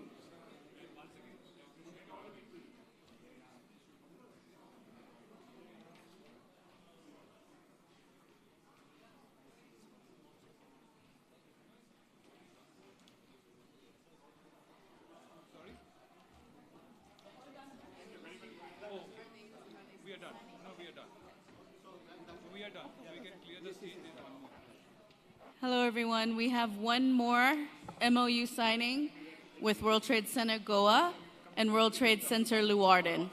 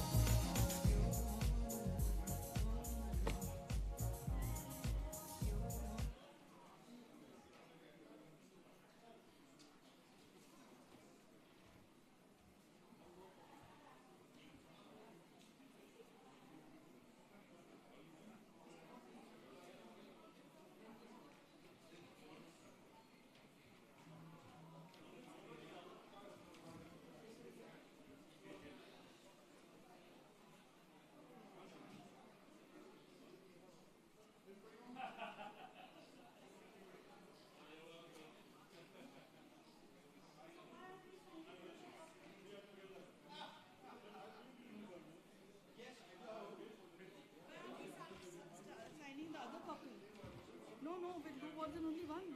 No, but I don't have, I've not made it. Cyril has made it. Georgetown is left.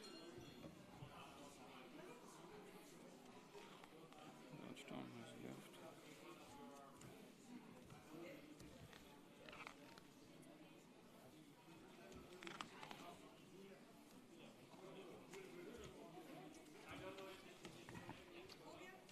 No.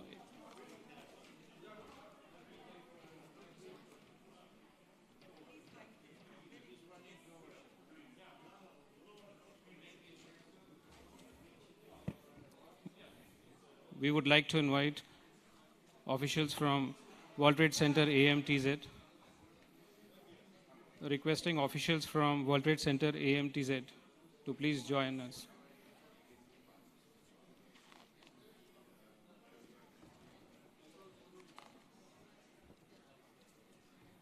Madam.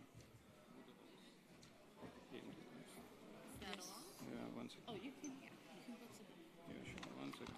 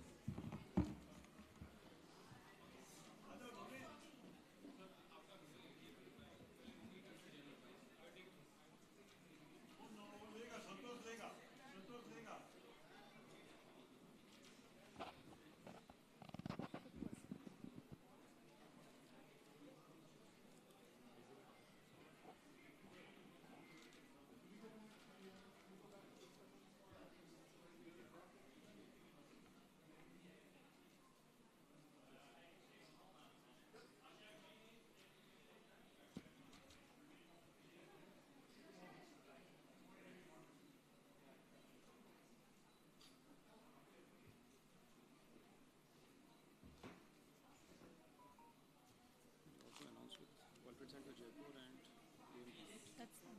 Right. Yeah. This is Mumbai. Where's AMTZ? AMTZ, you are going to come to the stage. World Trade Center AMTZ. Is that done? Yeah. Okay. And so this was World Trade Center Mumbai. Now with World Trade Center Jaipur and AMTZ. Oh, but that's you guys. Yeah, so Same. that's fine. You could stay there. Yeah, yeah.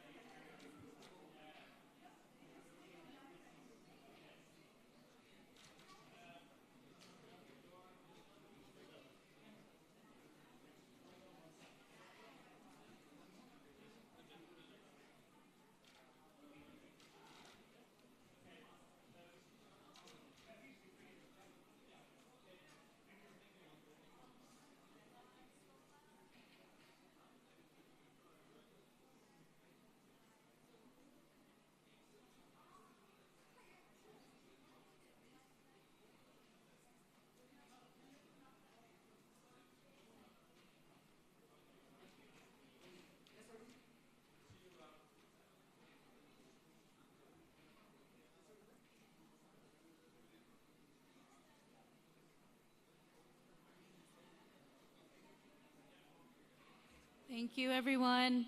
Please join us on the 4th floor at Persian Terrace for a networking reception. We'll see you upstairs.